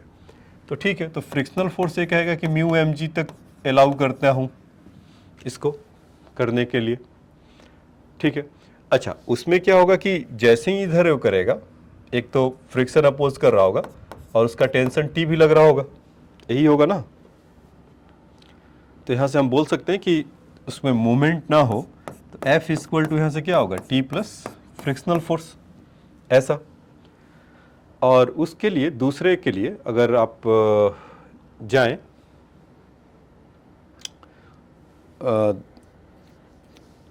अगर ये वाला ब्लॉक है, अगर एक सिंगल सिस्टम, क्योंकि ये तो रफ है सॉरी ये तो स्मूथ है, तो अगर फोर्स इधर से लगा रहा होगा तो टेंशन अगर टी लगा तो इसको भी तो टी ऐसे लग रहा होगा। तो टी का जो वैल्यू होगा वहाँ से अगर आप देखें बड़े बिगर ब्लॉक को स्मॉल m और उसको एक साथ कर लें तो टी ऐसे लग रहा होगा, तो ये इसकी तरफ फ्रिक्शन अपोज कर रहा होगा ये वाला बिगर ब्लॉक पे, तो उसका वैल्यू कितना होगा उतना ही होगा इसका भी। तो टी और एफ दोनों मिले हुए हैं, दोनों मिले हुए हैं का मतलब टी और एफ दोनों आपस में इक्वल होगा, मतलब यहाँ पर क्या है इक्विलिब्रियम में है, जैसा बोला है ना क्वेश्चन में कि इक्विलिब्रियम उसका F can be without disturb the equilibrium, मतलब कि जैसा है वैसा ही रहे। तो टी इक्वल टू अगर बड़े वाले ब्लॉक के लिए देखें तो टी इक्वल टू एफ हो जाएगा। तो टी इक्वल टू एफ हो जाएगा, तो एफ का वैल्यू यहाँ से कितना हो जाएगा, यहाँ पे लिख लेता हूँ बिगर ब्लॉक से ये इक्वेशन आएगा, तो टी इक्वल टू एफ तो 2f हो गया। तो एफ का वैल्यू कितना आ जाएगा 2 म्यू एम जी। अगर आप 2 म्यू एम जी लगाएंगे तो आपका इक्विलिब्रियम मेंटेन रहेगा। इसके 3 पार्ट है बच्चों, एक तो ये हो गया कि F equal to 2 mu M g. अब क्या कर रहा है कि suppose the horizontal force applied is doubled, F double इससे मतलब इतना लग रहा था अब 2F हो जाए, what in the found in the part A. So तो अब इससे ज़्यादा, इससे जैसे ही ज़्यादा एक्सीड करेगा तो इसमें तो मोशन होना तय है और रिलेटिव मोशन होगा और कुछ उसके बाद एक्सेलरेशन होगा। तो उसने पूछा गया है कि एक्सेलरेशन क्या होगा, पहले इसको लिख लो अच्छे से, इसको समझते हो क्या कि क्या क्या हुआ। F इक्वल टू इधर लगा तो टेंशन एक पीछे की तरफ और फ्रिक्शनल फोर्स पीछे की तरफ, तो इक्वेशन लिखे इक्विलिब्रियम डिस्टर्ब नहीं हो रहा होगा तो F equal to T plus F. फिर उसके बाद साथ साथ जब इस वाले को लिखा गया बिगर ब्लॉक के लिए लिखा गया तो वहाँ पर कितना है F इक्वल टू टी, तो F इक्वल टू टी, इन दोनों को इक्वेशन नंबर 1 कह लीजिए इसको और इक्वेशन नंबर इसको 2 कह लीजिए, चलो 2 बोल देता हूँ, 1 2 इसको बोलना चाहिए था। दोनों को मिक्स किया तो यहाँ से क्या मिला F इक्वल टू 2F, मतलब 2 टाइम्स ऑफ फ्रिक्शनल फोर्स, तो ये आया। अब कह रहा है कि सेकेंड पार्ट में इसका बी पार्ट में कि अब इससे डबल हो जाए, मतलब 2 म्यू एम जी के जगह 4 म्यू एम जी लगे, तो ऑब्वियस सी बात है कि एक्सेलरेशन लगेंगे। तो इक्वेशन यही लिख लिया जाए क्या इसका बी पार्ट का, चलो इसका एक्सेलरेशन यही लिख लेते हैं कि आपको समझने में आसानी होगा। तो F के बजाय 2F लग रहा है और माइनस टी माइनस एफ वो लोग तो सेम है, तो इसमें एक्सेलरेशन मास इंटू एक्सेलरेशन नहीं होगा। देखो जब तक वो थे ना F टी एफ ऐसा था पहले केस में, जब उससे डबल होगा F के बजाय 2F लगेगा तो T और F का नेट फोर्स क्या लगेगा 2F minus t minus F, और नेट फोर्स हमेशा क्या होता है मास इंटू एक्सेलरेशन। ठीक, अच्छा अब देखिए कि यहाँ से T और F तो उस समय दूसरे वाले के लिए इधर से थे, तो फोर्स इधर लगेगा तो इधर जाएगा स्ट्रिंग, इसको इधर खींचेगा तो मतलब टेंशन ज़्यादा हो जाएगा इस बार फ्रिक्शन फोर्स से।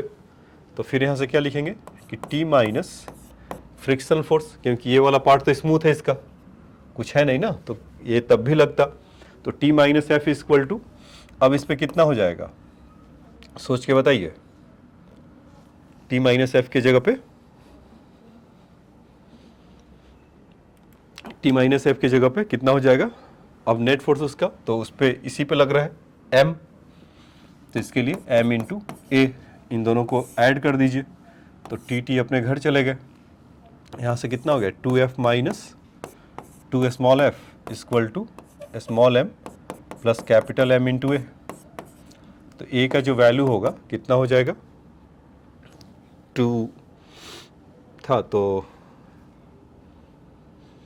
इसका वैल्यू कितना था ऐसे 4,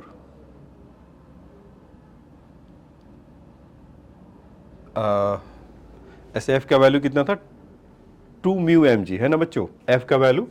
तो 2f के जगह पे कितना हो जाएगा 4 म्यू एम जी, और f का अपना वैल्यू कितना था, मतलब हम 2f के जगह पे जैसे f इक्वल टू 2f है तो यहाँ पर 4f लिख सकते हैं क्या, माइनस 2f डायरेक्टली ऐसा भी कर सकते हैं, मतलब कैलकुलेशन से बस आपको बचाना है ऐसा। तो इसका वैल्यू कितना आ जाएगा 4, तो 2f हुआ, तो 2f के जगह पे again 2 mu M G upon m plus m. तो बस इसको सॉल्व कर लीजिए, समझ में है ना कि f इक्वल टू 2f था, तो 2f इक्वल टू 4f हो जाएगा, और 2f को एज इट इज छोड़ दिया तो यहाँ से कितना हो गया 2f। तो कहीं मैं चलो अगले पेज पे ही लिख देता हूँ तो a का वैल्यू कितना आ जाएगा 2f upon m plus small m। तो 2f के जगह पे कितना आ जाएगा 2 mu M G upon m plus small m। तो ये इसका एक्सेलरेशन का वैल्यू आ गया, ठीक है। यहाँ से तो इस पार्ट का आंसर था बच्चों ये इसमें, तो इसको नोट डाउन कर लीजिए इसके दोनों पार्ट। फर्स्ट पार्ट में के लिए क्या था कि इक्विलिब्रियम में नहीं है, दूसरे पार्ट में इक्विलिब्रियम में डिस्टर्ब करेगा कि मतलब फोर्स से उसका एक्सीडिंग वैल्यू से डबल ऑफ कर दिया। तो जब डबल ऑफ फोर्स अगर लगाएंगे तो क्या होगा, मोशन होगा, और मोशन होगा तो कुछ एक्सेलरेशन होगा, और एक्सेलरेशन कितना होगा वही हमसे पूछा गया था, ठीक है। ए पार्ट इक्विलिब्रियम के लिए था, ए पार्ट के लिए था, और बी पार्ट में उसी को बस माइनस करके एम में लिख लिया, और थोड़ा बहुत दिमाग लगा लिया कि कैलकुलेशन को कम से कम किया जाए यहाँ पर, ठीक है। लिख लिया या इसको अभी नोट डाउन कर रहे हैं, फटाफट करिए नोट डाउन इसको।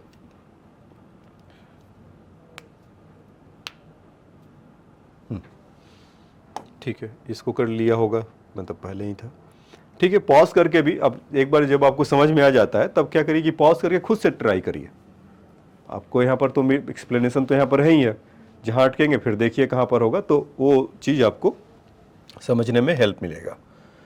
अब क्या कर रहा है कि इसके नेक्स्ट पार्ट में, नेक्स्ट पार्ट से मतलब है मतलब नेक्स्ट क्वेश्चन में, क्वेश्चन नंबर 25 है बच्चों, 4 नहीं, कह रहा है कि suppose the entire system of the previous question is kept inside the elevator which is the coming down with the acceleration of a by g coming down, ठीक है। Repeat the A and B part. तो उसमें क्या होगा बच्चों कि सब कुछ जो इस वाले में फ्री बॉडी डायग्राम तो एज इट इज लग रहा होगा, बस एक गड़बड़ी होगा इनके फ्रिक्शन फोर्स के साथ, क्योंकि इसका नॉर्मल फोर्स पहले जैसा नहीं होगा। अगर आप बनाएंगे भी एम वाले के लिए देखिए कि एम जी डाउनवर्ड लग रहा होगा ऐसे, तो ए एक्सेलरेशन से नीचे की तरफ आ रहा होगा, तो इस पे फोर्स क्या लग रहा होगा ऊपर की तरफ एम ए, मतलब होल सिस्टम अगर डाउन जा रहा होगा।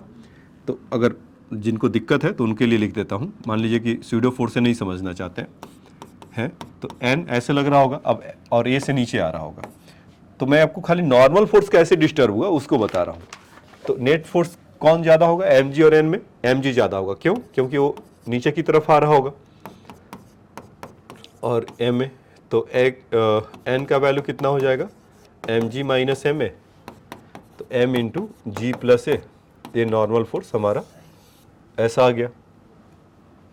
तो जहां पर म्यू का फ्रिक्शन फोर्स का वैल्यू होगा वो इससे बदल जाएगा, बाकी सब कुछ सेम होगा। तो आपका फ्रिक्शनल फोर्स क्या होगा, मतलब क्वेश्चन में ही था ना कि अगर एफ इधर से लग रहा था तो फिर से वही होगा कि फ्रिक्शनल फोर्स इधर की तरफ और टेंशन इधर की तरफ। अगर आप उस क्वेश्चन को पहचानते हैं तो इस क्वेश्चन को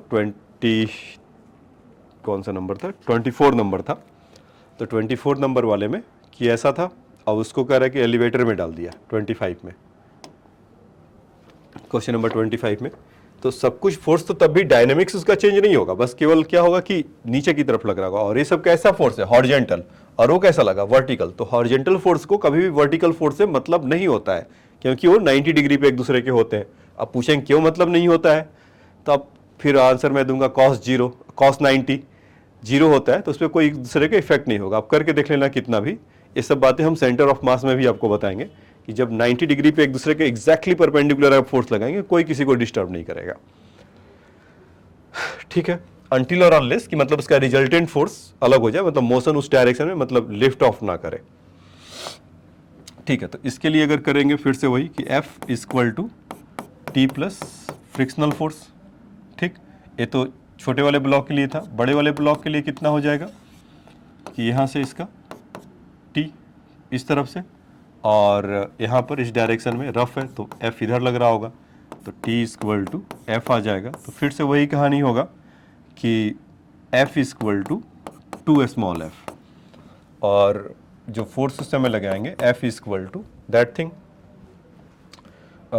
2 times of mu into normal force. तो नॉर्मल फोर्स कितना हो गया, यही बदल गया, यही हमने निकाला था ना। Normal force equal to m times of g minus a, कि अगर इसको लिफ्ट के अंदर डाल दिया तो कितना होगा, इतना होगा, ठीक है बच्चों। अब फिर से वो बोलेगा कि नॉर्मल फोर्स तो डिस्टर्ब हो गया है, कि एक्सेलरेशन कितना होगा। तो यहाँ पर आप इसको इसी वैल्यू में अगर चाहे तो पुट कर सकते हैं। यहाँ पर जैसे सब कुछ तो वो सेम ही होगा, लास्ट में फ्रिक्शन फोर्स इसीलिए पुट करके रखा है कि F equal to 2 mu mg के लिए है, और यहाँ पर उसका जो भी एक्सेलरेशन आया था, चाहे यहाँ पर जो सेकेंड पार्ट का जो कर रहे थे म्यू माइनस जी माइनस ए आ जाएगा बस। जैसे यहाँ पर नॉर्मल फोर्स इसके लिए आ रहा है, जैसे ये है ना, ये जो जी है तो जी, अब जी कहाँ रहा, वो तो जी माइनस ए हो गया है। तो फाइनल आंसर आप देखेंगे जो ए डैश है, उसका मतलब कि ए डैश इसलिए उसको डिस्टिंगाइज करने के लिए कि ये ऑलरेडी क्वेश्चन का पार्ट है, तो ए डैश से मतलब एक्सेलरेशन कितना होगा उस केस में। तो 2 मैं अभी प्रूफ करके भी दिखा दूंगा, तो घबराइए नहीं उसके लिए। जी माइनस ए अपॉन एम प्लस एम, इस तरह का बच्चों, ठीक है। अब आइए इसका बी पार्ट यहीं पर आपको दिखा देता हूं कि ये ऐसा सिस्टम था। टी ये बड़े वाले ब्लॉक के लिए बना दे रहा हूँ, एम छोटे वाले ब्लॉक के लिए एफ ऐसे था, टी और फ्रिक्शन, तो F minus t minus friction force equal to M a, और t minus F equal to capital M a dash, बल्कि क्योंकि फ्रिक्शन फोर्स तो उसका अब तक चेंज हो चुका है। तो F minus 2f equal to m plus small m times of a dash. तो ए डैश का वैल्यू यहाँ से F minus 2f equal to small m plus m, ऐसा। तो f का वैल्यू कितना है, जो पहले वाले पार्ट में गए तो उसका डबल है, 4 टाइम्स। तो यहाँ से हमने देखा था कि इसको 4f अगर, और f का वैल्यू कितना आ जाता है, पिछले वाले में भी देखा होगा 2f आया था, तो इसको 4f कर देंगे, minus 2f equal to small m plus m. तो कितना हो गया है 2f equal to m plus m. तो फ्रिक्शनल फोर्स को लेकर देखें तो कितना बोले थे हमने, 2 म्यू एम जी माइनस है, तो स्मॉल एम प्लस एम। तो ये जी माइनस ए वाला जो पार्ट है वही इसको डिफर कर रहा है इस केस में। तो यहाँ पर उसका वैल्यू कितना आ जाएगा, एवरीथिंग इज सेम, मीन्स एक तरह से कहा जाए कि उस पर जो नेट फोर्स लग रहा था वो डिस्टर्ब हुआ और वहाँ से जी माइनस ए में कन्वर्ट हो गया, क्योंकि इसके वेरी नेक्स्ट क्वेश्चन में भी आपको एक ऐसा देखने को मिलेगा। तो खैर ये आपको बी पार्ट मैंने पूरा करके दिखाया, तो आप इसको नोट डाउन कर सकते हैं।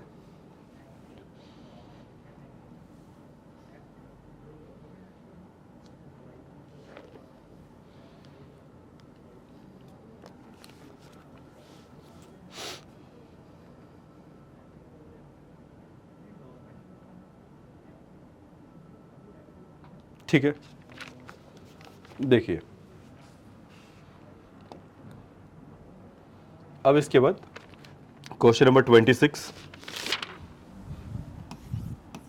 क्वेश्चन नंबर 26 में कह रहा है, consider situation shown in the figure, suppose a small electric field in figure, से मतलब है 6.E9, मतलब प्रीवियस क्वेश्चन का ही पार्ट ले रहा है, जो ऐसा था ना पिछले वाले क्वेश्चन में, कैपिटल एम स्मॉल एम, यहाँ पर कुछ पुली था ऐसा, ऐसे कनेक्टेड है, तो फोर्स F लगा रहा है, तो ये पीछा नहीं छोड़ रहा है, सेम क्वेश्चन वही है। तो कह रहा है कि कितना फोर्स लगाओगे, इलेक्ट्रिक फील्ड एग्जिस्ट, हाँ कह रहा है consider the situation shown in figure, A small electric field exist in the space in the vertical upward direction.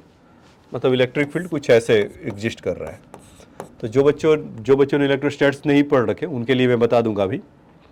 और क्या कह रहा है कि in the vertical upward direction and the upper block carries the positive charge Q. यहाँ पर एक charge Q carry कर दिया on it's the top of the surface. The friction coefficient between the two blocks is mu,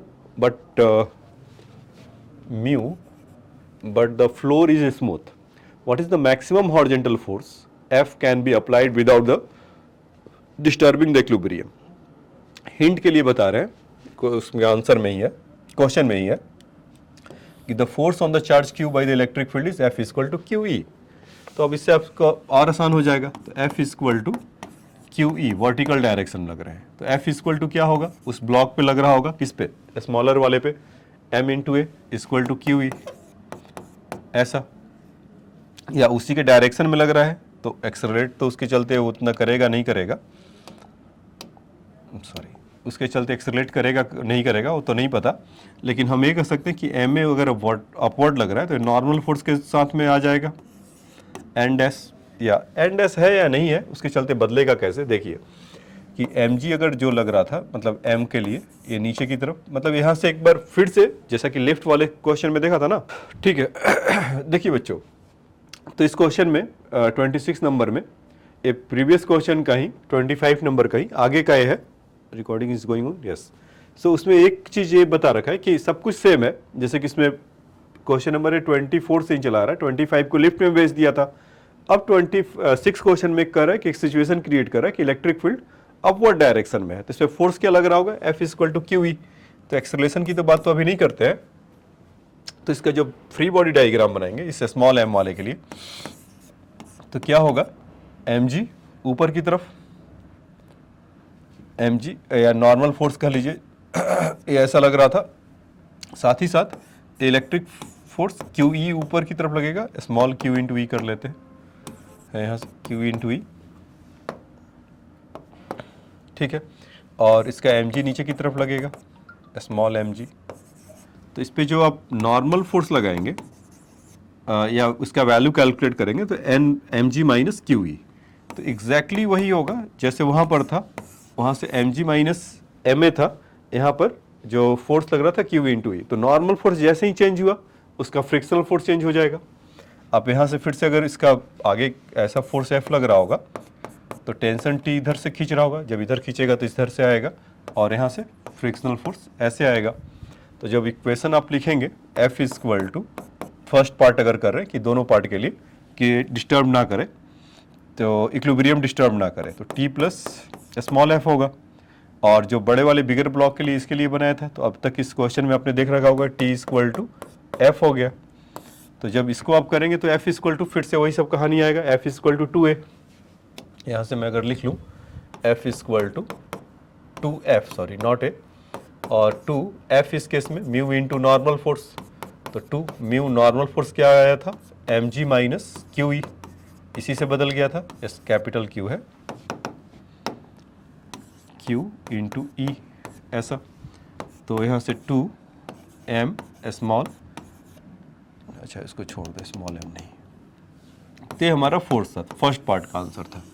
तो जहाँ जहाँ G वाला part था वहाँ से माइनस QE एक एक्स्ट्रा आपको मिल गया। अब कह रहा है कि सिस्टम सपोज एक्सेलरेट करेगा, मतलब इसका जितना फोर्स हम यहाँ पे लगाए हैं डबल ऑफ द फोर्स अगर लगाएंगे, मतलब जैसे पहले F लगाते थे तो अब 2F लगा देते हैं, तो ये B पार्ट के लिए है, उसमें दोनों पार्ट के लिए रिपीट करवा रहा है ना, तो minus T minus frictional force equal to mass into acceleration, और इसको T माइनस F अगर इसको कर रहे होंगे तो कैपिटल मास इंटू ए, इन दोनों को ऐड कर दीजिए तो T अपने घर गए, तो फिर से कितना हो जाएगा 2F माइनस 2 फ्रिक्शनल फोर्स, यही होगा, ठीक है, equal to small m plus m into a, और आपको जैसा कि पता होता है इस क्वेश्चन में F equal to F equal to 2F हो जाता है, क्योंकि प्रीवियस क्वेश्चन से ही चला आ रहा है। तो यहाँ पर कितना हो रहा है 4F minus 2F equal to small m times of A। तो इसको जब आप कैलकुलेट करेंगे तो A equal to 2F upon small m ऐसा मिलेगा। तो 2 mu mg minus q into E upon m plus m, ऐसा इतना एक्सेलरेशन होगा आपके इस वाले पार्ट के लिए, अगर इसको इलेक्ट्रिक फील्ड में रख दिया जाए तो। ये तो था आपका क्वेश्चन नंबर 26। ठीक है बच्चों, क्वेश्चन नंबर 26 था। तो कुछ नहीं, F equal to Q E लाया, फिर उसके चलते हमने देखा कि क्या हुआ, तो ऐसा कुछ हुआ। तो आप इसको नोट डाउन कर लीजिए। अब आ जाइए इसके नेक्स्ट पार्ट पे। इसमें क्या रहा है, अच्छा इसको नोट डाउन करना था आप लोग को, नोट डाउन कर लो यहाँ पर। तब तक मैं तो आपको 10 मिनट का समय 10 मिनट का नहीं बच्चों, 10 सेकेंड का आपको समय दे रहा हूँ कि आप इसको फाइंड लिख लीजिए पॉज करके। स्क्रीन से बाहर इसीलिए हो जाता हूँ। ठीक है, अब इसका ये पार्ट लिख लीजिए।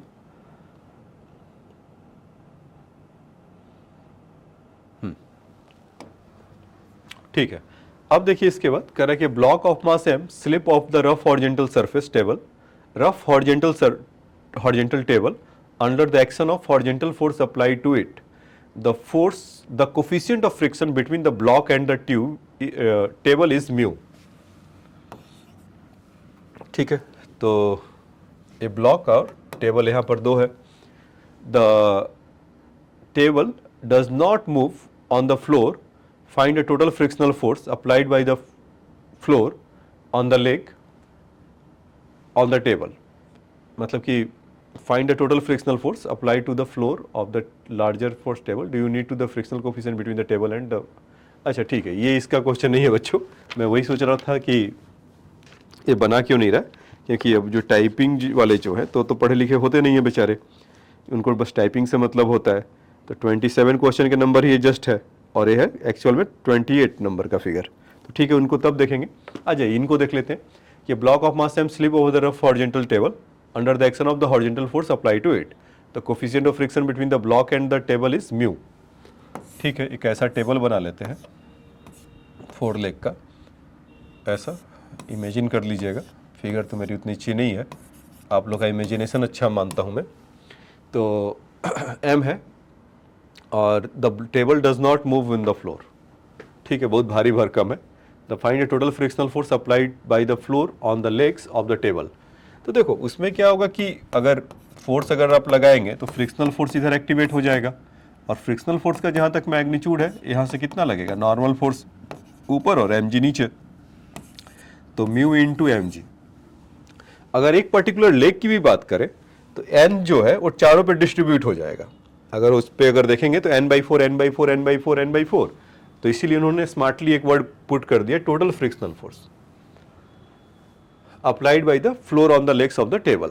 तो उसका अगर फोर्स लगाएंगे तो यहाँ से तो टोटल फ्रिक्शनल फोर्स कितना होगा, जितना आप फोर्स लगाएंगे, और स्टैटिक फ्रिक्शन इसमें कितना होगा, F equal to mu into mg, तो उसी के इक्वल में आएगा। तो इस क्वेश्चन का आंसर यही है कि the find the total frictional force applied by the floor on the leg on the table. So do you need to the frictional coefficient between the table and floor और the mass of the table. तो सब छोड़िए, आपको क्या है इसमें ध्यान रखना है कि n इक्वल टू mg है और चारों लेग पे डिस्ट्रीब्यूट हो जा रहा, तो n/4 n/4 n/4, तो टोटल फ्रिक्शनल फोर्स कितना होगा, तो जो टोटल नॉर्मल फोर्स होगा, एक लेग अगर म्यू mg/4 कर रहा होगा तो टोटल कितना करेगा, अगर mg/4 कर ले और इसको मल्टीप्लाई बाई 4 कर ले तो 4 से 4 कैंसिल होता है, F इक्वल टू कितना आ गया, म्यू mg। तो इस पार्ट का यही आंसर है। अब आ जाइए इसके वेरी नेक्स्ट क्वेश्चन 28, मतलब इसके लिए इस क्वेश्चन में क्या है बच्चों, ये आगे का पार्ट है। Find acceleration the block of mass m in the situation the coefficient of friction between the two blocks is μ1 and the bigger block is the ground with the μ2। तो आइए इसको पहले हटा लिया जाए यहाँ पर, या चलिए आगे में ही इसको बना लेते हैं, क्योंकि वहाँ पर तो फिगर होगा नहीं, वहाँ पर खाली क्वेश्चन लिखा होगा। हाँ, कहा है कि find acceleration the block of mass m in the situation.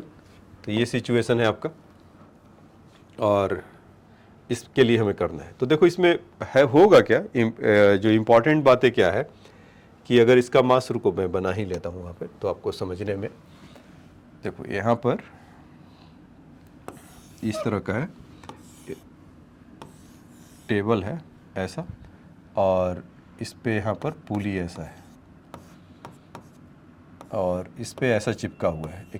एक कैपिटल मास एम है इसका और इसका स्मॉल एम है। और चाहे तो आप वहाँ से भी देख सकते हैं, अपने बुक से भी आप देख सकते हैं। क्वेश्चन नंबर 28 ऐसा है और यहाँ पर एक वॉल है,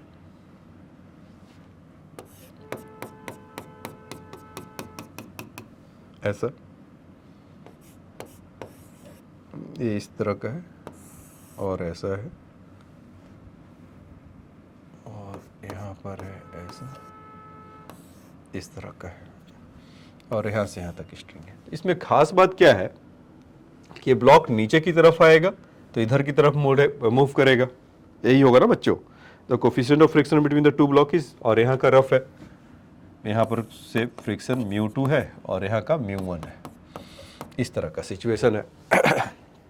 देखिए ये अगर नीचे की तरफ आते हैं, ये ब्लॉक नीचे की तरफ आते हैं तो यहाँ से स्ट्रिंग ऐसे नीचे की तरफ आएगा, ये खींचेगा तो ब्लॉक किधर की तरफ, आगे की तरफ मूव करेगा, यही होगा। तो इसका फ्री बॉडी डायग्राम में ही सब कुछ इसका, इस क्वेश्चन का जान अटका हुआ है।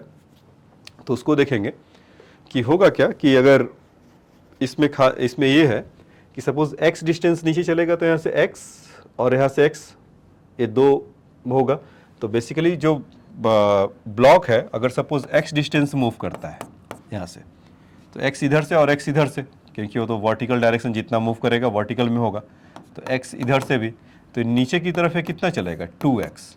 तो इसकी आत्मा इस क्वेश्चन का इसी में है कि जो स्मॉल m वाला जो ब्लॉक है वो बेसिकली 2a से नीचे की तरफ जा रहा होगा और उसका मास mg है और टेंशन ऊपर की तरफ है, और वो जब नीचे की तरफ आ रहा होगा तो उसका फ्रिक्शनल फोर्स किधर होगा, ऊपर की तरफ। ऐसा बताइए, ये नीचे की तरफ आ रहा होगा तो F और T ऊपर की तरफ लग रहे होंगे। तो ये इसका फ्री बॉडी डायग्राम है बच्चों। तो इसका जो इक्वेशन लिखने में तो कोई ज़्यादा परेशानी नहीं होना चाहिए। mg minus frictional force minus tension T equal to mass into acceleration m into 2a। इस तरह का ये सुंदर सा इक्वेशन आपको मिलकर आ जाएगा। अच्छा, अब कहानी का ट्विस्ट इसमें है बड़े वाले ब्लॉक के लिए। जब बड़े वाले ब्लॉक का फ्री बॉडी डायग्राम बनाएंगे तो वहाँ क्या होगा।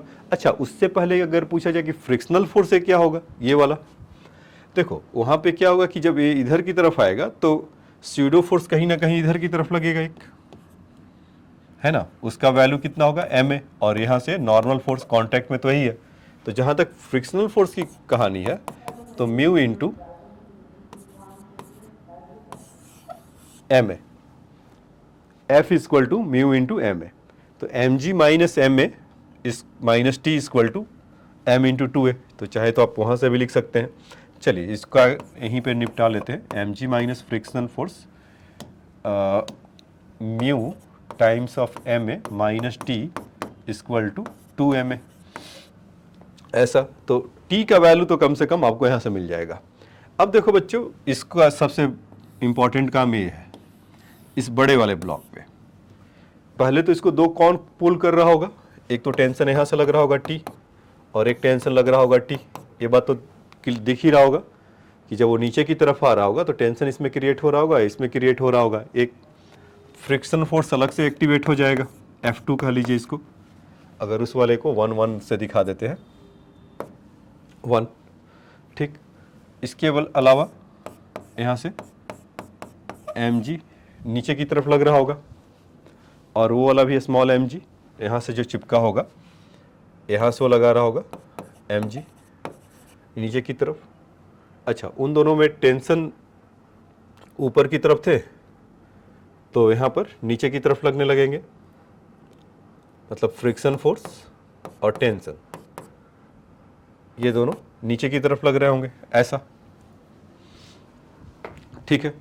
और उसके अलावा एक हॉरिजॉन्टल फोर्स और लग रहा होगा, कौन लगा रहा होगा, ऐसा एम ए, या नॉर्मल फोर्स कह लीजिए इस पे पहले वाले ब्लॉक का, तो ये, और इसको N1 कह लेते हैं, और इसके लिए N2 ऊपर से लग रहा होगा, ठीक है। तो इतने तरह का इसमें तो पहले फोर्स लग रहा होगा, है ना बच्चों। पहले इसका फ्री बॉडी डायग्राम एक बार फिर से बता देता हूँ। देखो दूसरे वाले के लिए क्या होगा कि दो यहाँ पर हिंज्ड है, तो टेंशन ऊपर से लग रहा होगा mg, और इस वाले मास का भी mg नीचे, ये तो लगना ही तय है। जब ये इधर की टेंडेंसी होगा तो फ्रिक्शन फोर्स F2 होगा। यहाँ पे दो चीज, टेंशन और F जो ऊपर की तरफ लग रहे थे इस ब्लॉक के लिए इस वाले के लिए क्या होंगे, नीचे की तरफ लगेंगे, और जो N2 ऊपर की तरफ लगेगा। तो F2 मतलब इसका अगर इक्वेशन अगर लिखने चले हॉरिजॉन्टल में, तो हॉरिजॉन्टल में कौन से दो फोर्स लग रहे हैं, एक F2 लग रहा है, इधर से दो 2T लग रहा है, और एक हाँ N1 भी लग रहा है। तो वहाँ से बोल सकते हैं ना कि N1 plus F2 minus 2T equal to net force mass into acceleration, यही होगा। क्यों, पहले फ्री बॉडी डायग्राम अपना बना लीजिए, मैं स्क्रीन से हट जाता हूँ। अपना फ्री बॉडी डायग्राम एक सोचो पहले, या पॉज करके भी आप अपना देख सकते हैं। चल रहा है ना, हाँ ठीक है, ठीक है बच्चों। तो ऐसा होगा,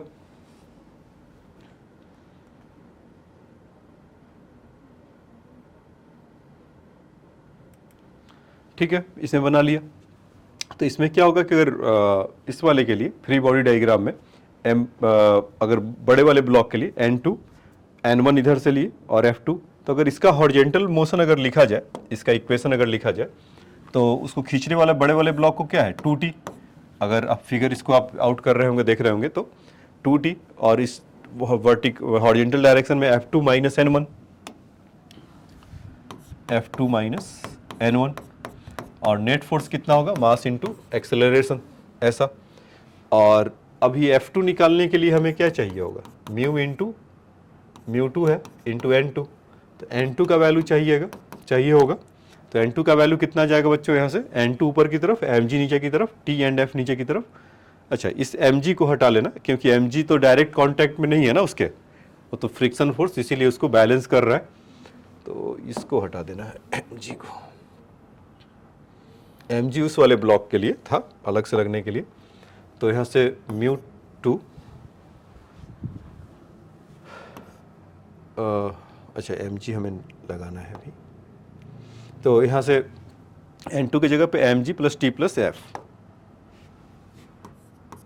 mg plus T plus F, F का वैल्यू कितना था, mu into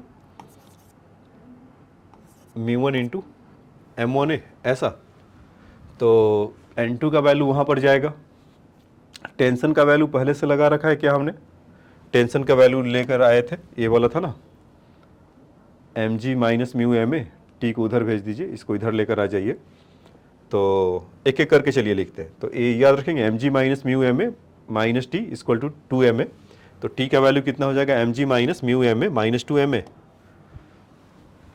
2 times of mg minus mu m a. देखिए मैं ही उसमें भूल जा रहा हूँ, खो जा रहा हूँ, mu m a minus 2ma, इसका ये तो 2t के जगह पे हुआ, F2 के जगह पे कितना होगा, μ2 इंटू दिस थिंग mg। अच्छा t देखो वहाँ पर भी है, अभी एक बार आएगा, तो प्लस t के जगह पे एज इट इज यहाँ पे डाल दीजिए mg प्लस, सॉरी a वाला small m, sorry m a वाला स्मॉल m है, minus mu m a minus 2ma, ऐसा। ये इसके जगह पे आया, F2 के जगह पे माइनस 2ma। देखो अभी ये छूट गया था, अभी नहीं आता उधर, तो हमें परेशान नहीं होता, म्यू एम ए, ऐसा। तो और μ1 m है ये, अच्छा ये दोनों तो अच्छा हुआ कि कैंसिल ही हो गए। चलिए इनका तो राफ साफ कर दें, माइनस N1, तो N1 के जगह पे माइनस μ1 इंटू एम ए, ऐसा। इस कोने में दिखाई दे रहा है क्या, माइनस μ1 इंटू एम ए, ये वाला part minus μ1 into m a. तो देखो ये इसका पहले 2t का वैल्यू लिखा यहाँ से यहाँ तक, ये 2t पूरा यहाँ से यहाँ तक था, F2 पूरा यहाँ से यहाँ तक था, और N1 मतलब इसमें फिर T का वैल्यू रखा और यहाँ से Ma equal to net force mass into acceleration, ऐसा। तो हमें एक्सेलरेशन का वैल्यू फाइंड आउट करना है ना, तो चलिए एक एक करके लिखते हैं। 2mg minus 2 μma minus 2 2 4ma minus μ2 capital mg minus μ2 mg minus μ2 mg F2 वाले के लिए लेकर आए थे इसको, हाँ ठीक है। और ये दोनों कैंसिल हो गए थे तो माइनस माइनस प्लस 2 μ2 ma ऐसा, और minus finally μ1 ma equal to capital Ma, ऐसा। तो इसको देखो, सबको अगर सजा के अगर आप लिखेंगे तो यहाँ से μ2 है बच्चों, ये μ2 है, तो कुछ आपको A का जो वैल्यू आएगा यहाँ से, तो सबसे पहले तो देख लेते हैं कि 2mg और μ2 mg ये इधर है, μ2 mg इधर है और 2mg इधर है। तो पहले G वाले में जो है उसको पहले लिख लेते हैं, 2mg माइनस μ2, G कॉमन ले लेते हैं, m प्लस स्मॉल m, ये दोनों देखो बच्चों, ये तीनों को तो इधर लिख लिया, बाकी वो सब गए अपने परिवार के साथ, ये इधर आएगा। तो यहाँ से minus 4ma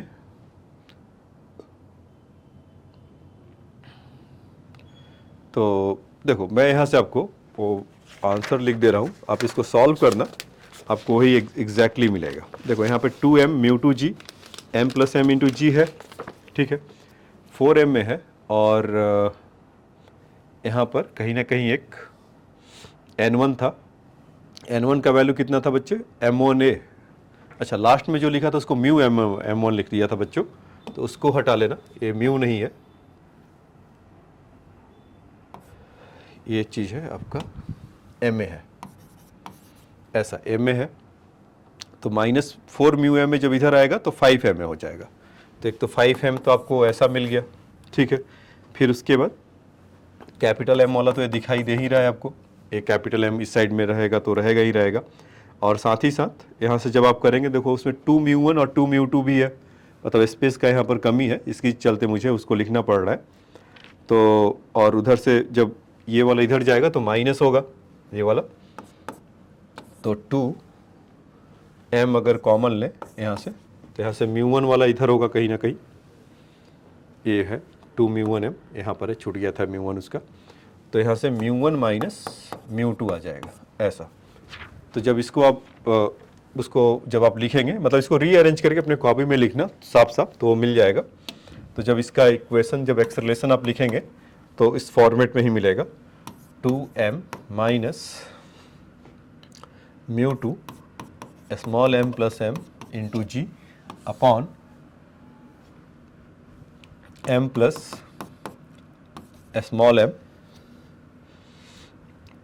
m plus small m 5 times of 2 times of μ1 minus μ2, ऐसा मिलेगा, ठीक है बच्चों।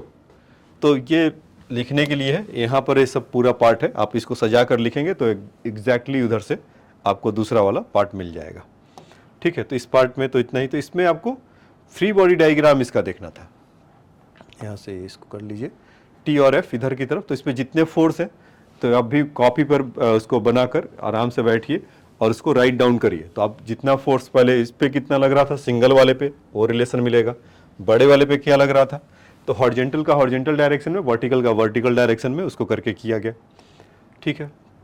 अब आ जाइए इसके नेक्स्ट क्वेश्चन में। हाँ ये क्वेश्चन भी अच्छा है, ये क्वेश्चन ऐसे पहले मैंने बता रखा है जब ऐसे आपको जब कॉन्सेप्ट सिखा रहा था। इसमें क्या है कि 2 kg का ब्लॉक है pushed against the rough vertical wall, तो यहाँ से एक ऐसा 40 न्यूटन का फोर्स लगा रहा है ऊपर की तरफ से, और यहाँ से इसका वेट के चलते कितना होगा, 2 kg का है तो 20 न्यूटन इधर लगेगा, ऐसे लगा रखा है 40 न्यूटन इस पर, जैसे कि बुक है तो इसको ऐसे लगाकर यहाँ से ऐसे लगा रखा है, ठीक है बच्चों। तो 20 न्यूटन नीचे की तरफ और हॉरिजेंटल फोर्स एक 15 न्यूटन का लग रहा है। तो पहले देखते हैं कि 20 न्यूटन और 15 न्यूटन पे ये जो उसका लग रहा होगा, another horizontal force is apply to the block direction parallel to the it.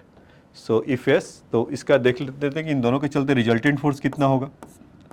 अच्छा, इसके चलते 15 न्यूटन इधर लग रहा है, तो ये नीचे की तरफ आएगा, टेंडेंसी होगा, तो फ्रिक्शनल फोर्स ऊपर की तरफ लगेगा, यही होगा ना। तो फ्रिक्शनल फोर्स हमें कितना मिल जाएगा, जो फोर्स हम लगा रहे होंगे वही होगा, मतलब कि नॉर्मल फोर्स उसका। तो म्यू का वैल्यू कितना है इसका 0.5 और यहाँ से 40, तो कितना हो गया 20 न्यूटन। तो 15 और 20 का अगर आप देखेंगे एफ रिजल्टेंट अगर, तो कितना आ जाएगा 400 और यहाँ से 225, तो 625, तो एफ रिजल्टेंट कितना आ जाएगा 25 न्यूटन ऐसा। तो ठीक है, अब इसमें से जो रिजल्टेंट फोर्स 25 न्यूटन है, तो अब एक कुछ ऐसा जा रहा होगा, ऐसे इन दोनों के रिजल्टेंट से जा रहा होगा। तो फ्रिक्शनल फोर्स तो तभी काम कर रहा होगा, तो फ्रिक्शनल फोर्स 25 माइनस जो 20 न्यूटन था equal to net force mass into acceleration. तो ए का वैल्यू आपका आ जाएगा कुछ 5/2 मीटर पर सेकंड स्क्वायर। अच्छा, उससे पूछा what will the block move F S the direction if know find the frictional force exerted by the wall in the block. ठीक है, वो तो मूव कर रहा है और उसका डायरेक्शन क्या होगा। तो देखो बच्चों, इसको ऐसे बना सकते हैं कि 15 न्यूटन इधर लग रहा है और 20 न्यूटन दूसरी डायरेक्शन में लग रहा है। तो उसको आप क्या कर सकते हैं कि 15 न्यूटन को आप आगे बढ़ा लीजिए ऐसा, और 20 न्यूटन को ऐसे कर लीजिए, और एंगल देख लीजिए थीटा, जैसे ही बनाना। तो tan थीटा का वैल्यू जो होगा यहाँ से या इस तरफ से ही बना लीजिए, क्योंकि क्वेश्चन में आप उसका आंसर चेक करेंगे तो 15 डिग्री से देके रखा है, तो थीटा इधर से मान लेते हैं। तो tan थीटा इक्वल टू कितना हो जाएगा परपेंडिकुलर बाई बेस। तो 20 ये सामने है और 15 न्यूटन इधर है, तो 15/20, तो 20/15, तो ये कितना हो जाएगा 4/3 tan थीटा का वैल्यू। तो थीटा इक्वल टू कितना हो जाएगा कुछ 53 डिग्री फ्रॉम द 15 न्यूटन। तो इस पार्ट का तो आंसर ये है। अब आ जाइए इसके बाद दूसरा वाला। अच्छा, हट गया।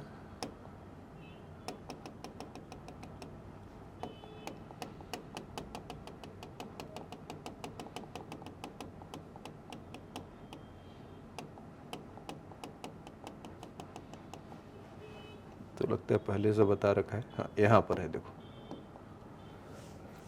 इस क्वेश्चन में अगर इसकी बात करें, नेक्स्ट करें कि a person 40 kg is the managing to be the rest in between the two vertical walls by the pressing the one wall of his hand at the feet and the other wall is the B is the block. Assume that the friction coefficient between the body and the walls is 0.8. What is the limiting friction between act and the contact, so that the person push the two walls with the equal forces. तो देखिए उसमें क्या है कि मान लीजिए कि अगर यहाँ पे कर भी रहा होगा, तो यहाँ से इसका N1 है और इसका इधर से N2 है।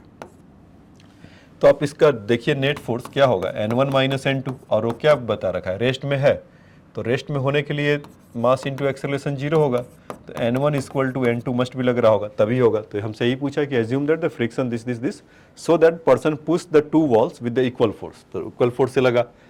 Find the normal force exerted by the either wall on the person. तो अब देखिए क्या होगा कि जब ये ऐसा लगा रहा होगा तो इसका mg नीचे की तरफ लग रहा होगा, यही होगा ना, और फ्रिक्शन फोर्स एक यहाँ से F1 लग रहा होगा, एक इससे F2 लग रहा होगा। तो F1 plus F2 equal to कितना हो जाएगा उसका mg, अगर होल्ड करके रखा है तो 40g के इक्वल, और यहाँ से F1 F2 क्योंकि म्यू तो दोनों के लिए सेम है, तो 0.8 इंटू यहाँ से नॉर्मल फोर्स से n, यही करना है कि फाइंड अ नॉर्मल फोर्स, हमें नॉर्मल फोर्स से निकालना है। तो 0.8 इंटू एन, 0.8 इंटू एन, तो इसको 2 से मल्टीप्लाई कर दीजिए, तो कितना हो जाएगा 400 जी इंटू 10। तो नॉर्मल फोर्स का वैल्यू कितना आ जाएगा 400 अपॉन 1.6, तो 400 इंटू 1/6, तो इसको थोड़ा करिए मेहनत, तो कुछ यहाँ से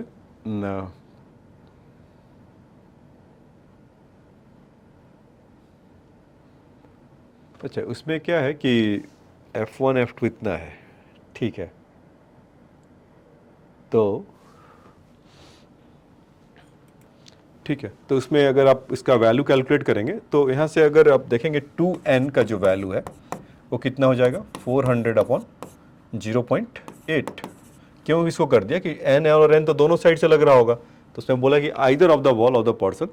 तो इसको जब आप करेंगे तो कितना हो जाएगा कुछ 200, तो 200 अपॉन 0.8 करेंगे तो कितना आ जाएगा इस 250, हाँ 2000 मतलब 250 न्यूटन। तो ये है आंसर बच्चों, ठीक है। एक क्वेश्चन इसमें और रह गया है, तो उसको वहाँ पर छोड़ दे रहा हूँ कुछ आपके लिए। तो जिन बच्चों से वो क्वेश्चन नहीं होगा वो बताइएगा मैसेज करके, तो उसके बारे में एक्सप्लेन किया जाएगा। तो आज के वीडियो में इतना ही। और हम यहाँ पर मानते हैं कि जो फ्रिक्शन से रिलेटेड जितने भी कॉन्सेप्ट थे यहाँ पर हमने फिनिश किया। अगर फिर भी कुछ क्वेश्चन रह जाता है या बच जाता है कि आपको समझ में नहीं आता, तो मैसेज करिए, उसका भी आपको सॉल्यूशन मिलेगा या उसका एक्सप्लेनेशन मिलेगा प्रॉपर तरीके से। तो अभी इस चैप्टर को यहीं पर फिनिश करते हैं और नेक्स्ट क्लास में जब मिलेंगे तो सर्कुलर मोशन के लिए चलेंगे। ठीक है बच्चों, थैंक्स फॉर योर टाइम।